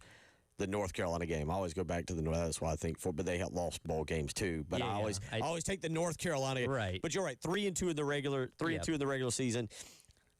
I said it yesterday. It is typically, look, even that loss to Florida in 2023, that was up there with one of the best games South Carolina played that year. Sure. And I mean, absolutely gagged it away. No offense to Marcellus Dow, but you got to make the tackle, all right? Yep. It's pretty simple. They should have won that. Last year was kind of the anomaly in terms of that with Mississippi. Yeah, because they just looked terrible that whole game. You had the bad fake punt attempt early in the game that kind of set the tone from there. And Ole Miss, who had just come off the loss to Kentucky the week before, came in here and dominated. And then later on that year, you played A&M off the bye, and you had one of the biggest wins of the entire year, one of the biggest wins of the Beamer era, where you upset them and everybody stormed the field and all that kind of stuff. So Beamer does not have a specific identity coming off of bye is, I think, the best way to look at it, because you've seen a mixed bag of results where you've won some games, you've lost some games, you've played better, you've played worse. So I can't specifically sit here and tell you exactly what this team's going to look like coming out of the bye this time, because, again, we've seen a little bit of everything. Well, they have typically about this time started to play better and more physical. It was October 12th last year when South Carolina really turned the corner and lost that game to Alabama. But I was there in Tuscaloosa, and you could see a change. So what I'm going with, one of the things here is that gives me confidence is South Carolina typically under Shane Beamer about mid-October has turned into a different football team. This is about when they start to make their transition. And so that, coupled with the fact that coming off of a bye where, again, he's 3-2. I know he didn't get the Florida win. You can't count it, but that was still one of their better games that year. They were more creative in that game. They'd made some changes on the offensive line. Again, just absolutely blew that game. I think that you're going to see a different football team on Saturday night. Now, the game's there. LSU's good. But I think you're going to see a different football team. That's reason number one for confidence. You got another one? Kind of going into what you're saying there with the fact that his teams typically get better as the season goes along, and it's not that they've been atrociously bad through the first 5 games. You saw a lot of things that concern you and things you need to work on, but it's not these insurmountable obstacles, I guess. And again, we've seen some good things out of the offense in the past couple of weeks that you hope they can build on. And again, you're taking on a team that has not played their best football through the first 5 games, and hopefully that continues through this game at the very least, to where you feel like you have a chance. Nobody's looking at this game saying, well, Carolina's going to go in there and get beat by 30 points, and you just hope you can make them competitive. You actually see a pathway where Carolina can win this. They're going to have to play their best football. They're going to have to play the best game they played this entire season, but it's not this, impossible thing of, oh, man, it's going to take miracles for them to go into LSU and win this game. There's a pathway here that isn't the most inconceivable where they could walk away with the win. All right, so I kind of went big picture with the team starts to turn the way they play in about October, but I'm going to go with the defense as another reason I have confidence. I think LSU is going to score points. Look, this is South Carolina has to score on Saturday night. They're not winning a 17-13 ball game. No. If they do, I will spin the wheel of punishment. We're going to get a wheel of punishment. By the way, it's Prime Day. I became an adult today. I bought my first ever vacuum cleaner. Okay. Nice. We'll cover that later on in the program. But I will spin the wheel of punishment if these two teams combine for less than 30 points, and by that both of them get into double digits. But I think you're going to have to score. But with that being said, I think the defense is going to give you a chance to win this football game. We got a texter that weighed in and said, give Brandon Cisse some love. He's been playing exceptionally well. I agree with you on that. Again, you're getting Judge Collier back. Vakari Swain is playing well. DQ Smith has had a fairly good season. Peyton Williams, guy that's kind of come on is David Boosie back there, and some of the things he's done. They got to tackle better. But I think the defense is going to take another step forward on Saturday night. And the key is, because I say this again, they weren't perfect against Missouri. We agree. They missed a lot of tackles. Yeah. But they gave South Carolina a chance to win that football game. Yeah, they never let it get away from him and them. And obviously, the defense done a good job when it comes to generating takeaways as well. Kind of going back to us talking about getting defensive scores that could possibly be a big factor in this game. But if nothing else, just being able to steal a possession, maybe set your offense up with a short field to go in there and try and nab some points that in a game like this could become very, very important, with points potentially being at a premium. So yeah, the defense gives you a lot of reason for excitement. You obviously have guys like Gabriel Brownlow-Dinley that you hope are going to be fully healthy, because he's done a lot of good things on the interior of that defensive line, particularly when it comes to trying to stop the run. And this is an LSU team that doesn't run the ball very well anyway. So you have an idea of being able to make them one-dimensional and force Garrett Nussmeier, who, again, is having his own struggles throwing the football, to try and beat you with his arm. And, again, you feel like you've got a good secondary that's going to be able to combat what they bring to the table with wide receivers and hopefully hold them in check. Yeah, and, again, this one could bite me in the rear end. But reason number 3 that I have confidence on Saturday night is that, something just hasn't clicked with LSU. As I've said it, they are a top five team in terms of talent. They can still win a national championship. Everything can come together for them, and you hope it doesn't happen on Saturday night. I don't know what it is, but the formula of Brian Kelly and LSU football doesn't produce the exact result that they were hoping for. Now, here's what scares me real quick. You weren't around for this. Mm-hmm. I feel like we did some of this in 2020. Okay. 2020, South Carolina had come off of a win over Auburn. They were 2-2 at that time.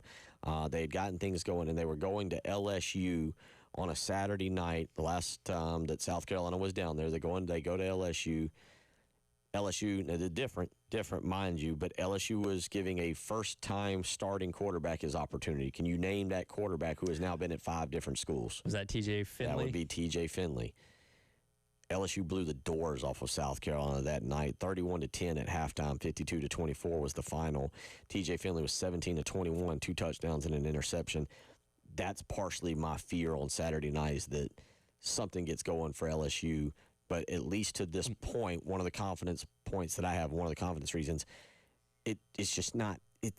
There's a disconnect somewhere. Yeah, that is something that scares you, that you know what their capabilities and what their ceiling is on offense. They haven't been able to reach this year. And again, they're coming off of a bye week as well, so they have the same opportunities to get healthy and try and correct some of the mistakes they've made so far this year. That, yeah, they could come out there and look like the best version of themselves, for the first 6 weeks of the season, or they could go back to being exactly what they were before the bye. You just don't really know. And I'll go back to something that Beamer talked about there in the presser an hour ago, is you got to start fast. You cannot get yourself in a hole. You don't have an offense that's built to score quickly and built to come from behind. You cannot find yourself in, like last year, a 17-0 hole to LSU. And it was obviously reversed from a year ago, but still, that's not something this team is built to come out of. You're going to have to stay step for step with them this entire game. If not, put them in a hole and force them to come back on you. 803-404-6100. We'll come back and wrap up some thoughts on a Tuesday regarding the Gamecocks and the Tigers, and we will also look around the big picture college football as we get set for another fun weekend.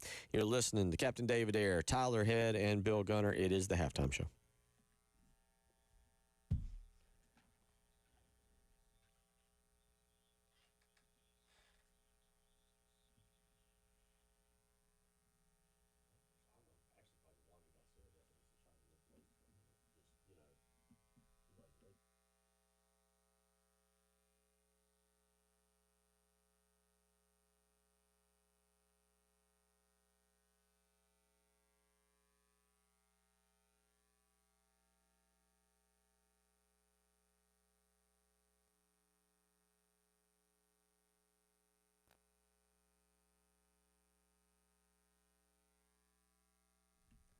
It's all right here for our friends over at Pro Swing. 2 locations, one at Forest Acres and one out in Chapin. How's your golf swing? Does it need some work? Well, Pro Swing's got you covered. You can come by for a free 30-minute swing evaluation where they can really give you a detailed look at what's going right and what's going wrong with your swing and help you with some pointers from there. They use the OnForm coaching app during all swing evaluations, and they give you a before and after video of your swing, as well as some drills and pointers to work on to make you a better all-around golfer. And while you're there, you can also check out the Golf Zone simulators that allow you to play at courses all over the world. You can rent by the hour, and they have memberships available as well. They're also a tailor-made dealer and do club fittings as well. You need to get over to Pro Swing Columbia. You can book online at proswingcolumbia.com or give them a call at 803-592-3916. Pro Swing Columbia in Forest Acres and in Chapin.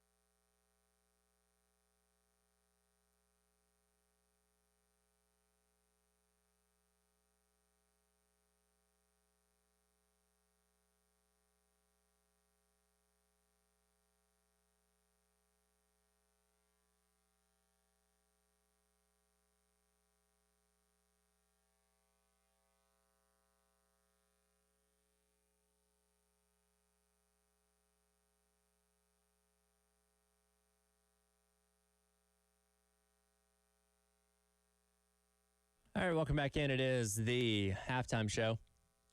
Tyler Ed, Bill Gunner, Captain Dave, along with you here on your Tuesday on the game. Of course, Coach Beamer speaking a little bit earlier, and we'll certainly get into some of what he said, more coming up tomorrow, as well as, continuing to preview this LSU team that, as we talked about in the last segment there, it's not impossible. It's not an insurmountable task going in there and beating them. It's going to be a challenge for sure, and you're obviously going to be going up against a really tough environment down there in Baton Rouge, and as late of a late kick as you can get at 7:45. But, we'll obviously see what kind of improvements this team has made in the offseason, or not the offseason, the bye week, and see what LSU's done the same for themselves on the other side, and see how Saturday night goes.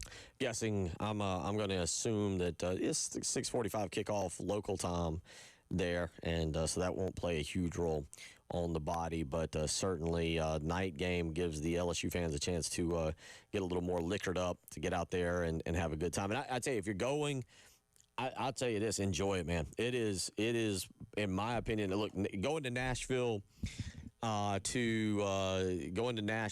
the Vanderbilt game is a different experience. You enjoy it for different reasons because you're in Nashville and it's a destination. Sure. I've been, as I said, I've been everywhere except Arkansas and Missouri. Baton Rouge is a fun town. It is a fun place to go. It is a great tailgating scene. You go in the stadium, and you're gonna if it's your first time there, when you go in the stadium, I'm expecting it to be an environment. They're on edge. Sure. We got to talk about it. If you can turn that crowd against them if you can make some plays early. Yeah, it's one of those things, and again, goes back to, kind of laying out. They're not in a terrible spot. They've lost one game to a really good Ole Miss team by 5 points. All their goals are still ahead of them. They could theoretically run the table, make the conference championship, make the playoff, and all that kind of stuff. But it's that belief of we're not where we need to be. The offense is underperforming. Kelly's getting mad at reporters for asking about running the ball on third downs and all those kind of things. So there is an air of tension down there in Baton Rouge, and that's something you hope that you can exploit, because you're right. If Carolina runs out there and jumps up 14-0, halfway through the second quarter, and Nussmeier goes out there and they have a 3-and-out and have to punt, I could really see that fan base booing him coming off the field, booing Brian Kelly and all that kind of stuff. And that obviously isn't what wins and loses games, but you are taking the crowd out of it because that belief in them and what they see with their team isn't where it needs to be, and that can obviously play to your advantage. So yeah, you have a fan base that's a little bit testy, I guess is the best word to use it, and you have the ability to kind of maybe push them over the edge a little bit if things go your way, and LSU's struggling a little bit on Saturday. If you go in there on Friday night, I'd encourage you to go to Walk-Ons. It's it's one of their local sports bars. It's a great place. I mean, I'm telling you, it's a good trip. It's fun. It's what going on the road in the SEC is all about. And South Carolina's going to get every bit of it on Saturday night down there on the Bayou. Let's look around college football and quickly here, thoughts and prayers with Deion Sanders as he is having a procedure. I read Tuesday, so I'm going to assume today. I'm assuming it's a 4-hour procedure to repair blood clots that he has got in his legs. Says he'll be back at practice tomorrow. Tyler, this is going to sound very petty. It's going to sound, and I don't mean it to. I don't mean it to be that way. If Deion Sanders had to leave Colorado, I wanted it to be something kind of crazy, like he just walked. He got mad that they were losing. Or, Sure. I don't want it to be over health issues, and unfortunately, because Deion Sanders is fun and good for college football. I will admit, if the Buffaloes are on late at night, I tune in. I want to see them. Watch the end of their game against TCU the other day. I tune in. I hope and pray the best for him with his health. I don't want his health to be the reason he stops having to coach college football. Yeah, and look, he's had a litany of health issues. He lost some toes a year or so ago. He had the stuff going on with his bladder, with the cancer and all that kind of stuff, and now he's got this issue. So those things do, unfortunately, pile up. And we haven't talked as much about Colorado this year, and he did lose his two best players, and Short Sanders and Travis Hunter, and they're not quite as relevant as they were over the course of the past couple of years. But he is good for college football because he's a personality, one that we talk about, something we talk about the sport lacking a lot in today's day and age. And love him or hate him, he makes headlines, and when he speaks, people listen. And he has done a good job turning around a program that was in the doldrums of the Power Four and turning them into something respectable. This season isn't going exactly the way that they wanted, but he is good for the sport in terms of what he brings to the table there. And certainly hope that, like you said, whenever he wants to be done coaching at Colorado, it's on his terms, not health forcing him into retirement. Another note from yesterday, and this is interesting from a financial standpoint. This past year on a Friday night, Auburn traveled to Baylor and played. And that was a very entertaining game. I enjoyed it. Again, this is what I love when you get these kind of regional, I guess that's technically kind of a regional matchup. I guess we could call that. I don't know. But that was a neat non-conference game. And Auburn yesterday announced they're going to move their home game. Baylor was due for a return trip. They're going to move it to Mercedes-Benz Stadium in Atlanta as part of an arrangement. They will be part of the Aflac kickoff game, but it's going to provide NIL opportunities for Auburn players, which is a first in college football for neutral site games. Yeah, it's basically them kind of pushing ticket sales and endorsements and all that kind of stuff. So it's a unique situation. I am always pro home environment, especially for matchups like this. And like Auburn has one of the best home environments. They have their own voodoo out there at Jordan-Hare that if I'm an Auburn fan, I would hate to give up for a game at a neat but kind of soulless NFL stadium, as opposed to playing them at home and being able to have all your traditions and pageantry and all that kind of stuff. But again, if you have the opportunity to help benefit yourself through NIL, you obviously take that, which is what Auburn is doing. And I don't support it, but I see what they're doing. It's a wise decision. So what they are doing and what they are allowing is players will now be allowed to profit off of promoting the selling of tickets. And so players can get in there and promote. They'll be able to make a profit off of it. Auburn, now, mind you, you're right. If it had been a home game, I don't know what, 75,000 probably, and they'd have given 3,000, 5,000 to Baylor. I don't know exactly their distribution. But Auburn now, because it's going to be the Aflac kickoff game, Auburn will receive 20,645 tickets. Baylor will receive the SEC standard 3,000 tickets held for the visiting team. But again, what this allows Auburn's players to do, their student athletes, as it's labeled in this release, the ability to earn third-party NIL compensation. And as athletic director John Cohen said, they will take advantage of that opportunity. Yeah, and look, on paper it sounds great. We'll see if it works the way they think it's going to, and if it does, I could see a lot more schools taking the opportunity to do these kind of things. Again, I hate giving up a home game at a great environment like Jordan-Hare Stadium, but again, if they feel like that's going to benefit them from an NIL standpoint with the talent on their team, then go for it, I guess, and we'll see what happens. It's just, again, I'm never in support of playing in NFL stadiums when you have great home environments. The only thing I'll say, I'm with you. But the only thing I'll say is Auburn and Atlanta are so close together that you're not – you're right. You're right in terms of, look, Mercedes-Benz is a little – I will say this, and you were over there. It is an NFL stadium. That's a little bit different of an NFL. That is SoFi, from what I understand. I have not been to SoFi out there in Los Angeles, but a little bit different. They are the nicer stadiums that you have the option to obviously play it in. Look, Atlanta's been hosting these kickoff games for 20-plus years at this point, so it's obviously nothing new. And again, when now you can tie in the NIL aspect to it, that just means that I think more schools are going to take this opportunity. I'm sure people here at Carolina are wondering, hey, why couldn't we have done something like that for the season opener against Virginia Tech? As I imagine all teams can be looking into this kind of thing when they play these neutral sites going forward. And, now the question, I guess, becomes is, will Hugh Freeze be coaching that game next year? We'll see. That's a great question. We were mentioning Steve Sarkisian just a little while ago and just his record, and I was being clear, he's not on the hot seat. Hugh Freeze is on the hot seat. I was reading yesterday, this could be a very wild offseason with the coaching carousel. You could have some significant movement this offseason, and it'll be kind of fun to see that. 803-404-6100. When we come back, I'll ask you the question that we all struggle with. Have you ever tried to give someone a thumbs up, but it went sideways on you and you showed them the wrong finger? Oop. Well, one very popular person did that, and his explanation was, that. I was just trying to give him a thumbs up. I'll explain that to you when we come back. It's the Halftime Show.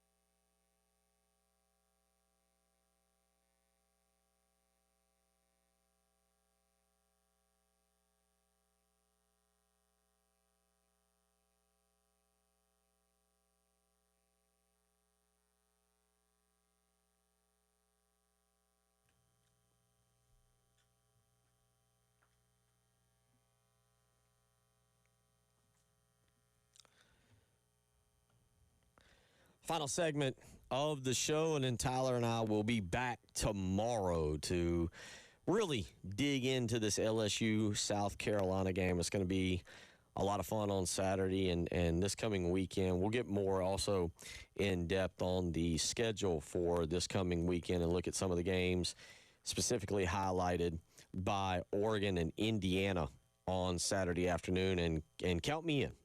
Count me in on that. Yeah, I mean, we really got kind of wall-to-wall great games. You can have Alabama and Missouri at noon as well, Georgia and Auburn Saturday night. I know Ole Miss is playing Washington State, but really everybody's kind of filtered out of playing non-cons, and you're actually into playing conference games now. So every week, I think kind of here forward, you're going to have good slates all day long, and certainly excited. And the benefit of a night game away is you have the entire day to take in all the other action, and hopefully Carolina caps things off with a good win that night, and we have a fun reaction Monday next week. I mean, you make a good point there. You got two first ranked games in the early phase: Ohio State and Illinois, Alabama and Missouri in the noon window. The 3:30 window brings us Indiana and Oregon. It brings us Oklahoma and Texas in that particular window. Georgia Tech, just FYI, just kind of I'm keeping an eye on Georgia Tech, just kind of in the periphery, right? Just them and Virginia. It's like both have realistic paths to make the ACC championship game, and the college football playoff. The college football playoff as well. Don't let them fly under your radar, because obviously Virginia has the one loss, but Georgia Tech undefeated, and again, their path is easier than some when it comes to the ACC. And Virginia Tech will continue to try and rebound after firing Brent Pry. And again, that game will be in Atlanta. That'll be the 3:30 game. And then you mentioned it, Arkansas. First game under Petrino. Yep. He's back. And they take on Tennessee. They travel to Knoxville. Yeah, this is either one of those games that Tennessee absolutely eviscerates them, or Arkansas really looks different under Bobby Petrino, and we go, wow, maybe it was Sam Pittman holding them back. Tennessee's favored by 11.5 in that one. I might be calling for an upset in that one. Florida and Texas A&M at night, too. This is the point where Billy Napier goes back to being in the doghouse. Probably so. If they lose this game by 17 points or something like that, that's how quick it goes back and forth in Gainesville. Not that I think a lot of their fans wanted to see him win this past weekend anyway. But it's like, okay, well, if you're gonna be Texas, at least keep momentum going. And if they get rocked by Texas A&M, then he's right back to being on the hot seat again. Helmet game on Saturday night. Neither team ranked, but this just nostalgic here. Excuse me, Michigan's 15. Michigan at Southern Cal, 7:30 on NBC. Yeah, I feel like Michigan's one of those teams you probably have only paid attention to the week they played Oklahoma, and offensively didn't look great, but that is a good Oklahoma defense. And they're still in the mix. They're not out. Again, like you said, 15th, so they're still in the mix with all their goals in front of them. And Southern Cal team that's kind of been a mixed bag. We don't quite know what the Lincoln Riley identity of Southern Cal is in the Big Ten, and they're still trying to find their footing, it seems like. That'll be that game you mentioned, number 10, Georgia, traveling to Auburn on the Plains. That game will be at always tricky. 7:30. Clemson at Boston College up there at Chestnut Hill. The really late games actually aren't awful either. You kind of mentioned it, 10:15, Arizona State at Utah, so you can get into that a little bit. There's an 8 o'clock game, BYU in Arizona, but the Gamecocks kick off at 7:45. So we'll talk more about that tomorrow, get into a lot of those games and start to really break those down, and again, break down the Gamecocks and LSU. But I will leave you with this. Now, Tyler, I've gotten to know Tyler, 2 years, 2.5 years? Tyler's pretty late. You're a laid-back guy. I try and be. Quite frankly, I've never seen you get mad. I'm sure you get annoyed, mad, whatever. But you're a pretty laid-back guy. I'd say so. You remember the last time in your life you gave someone the middle finger? Have you ever given anybody the middle finger? I have. It's been a while. Okay. Is that a driving middle finger? Or is that where we give most of our middle fingers when we're driving? Probably. Yeah, I would say probably. I can't pinpoint an exact last time, but it's been a very long while. I'll say that. Okay. All right. So I'm a little more moody. I'm a little more temperamental. I don't remember the last time.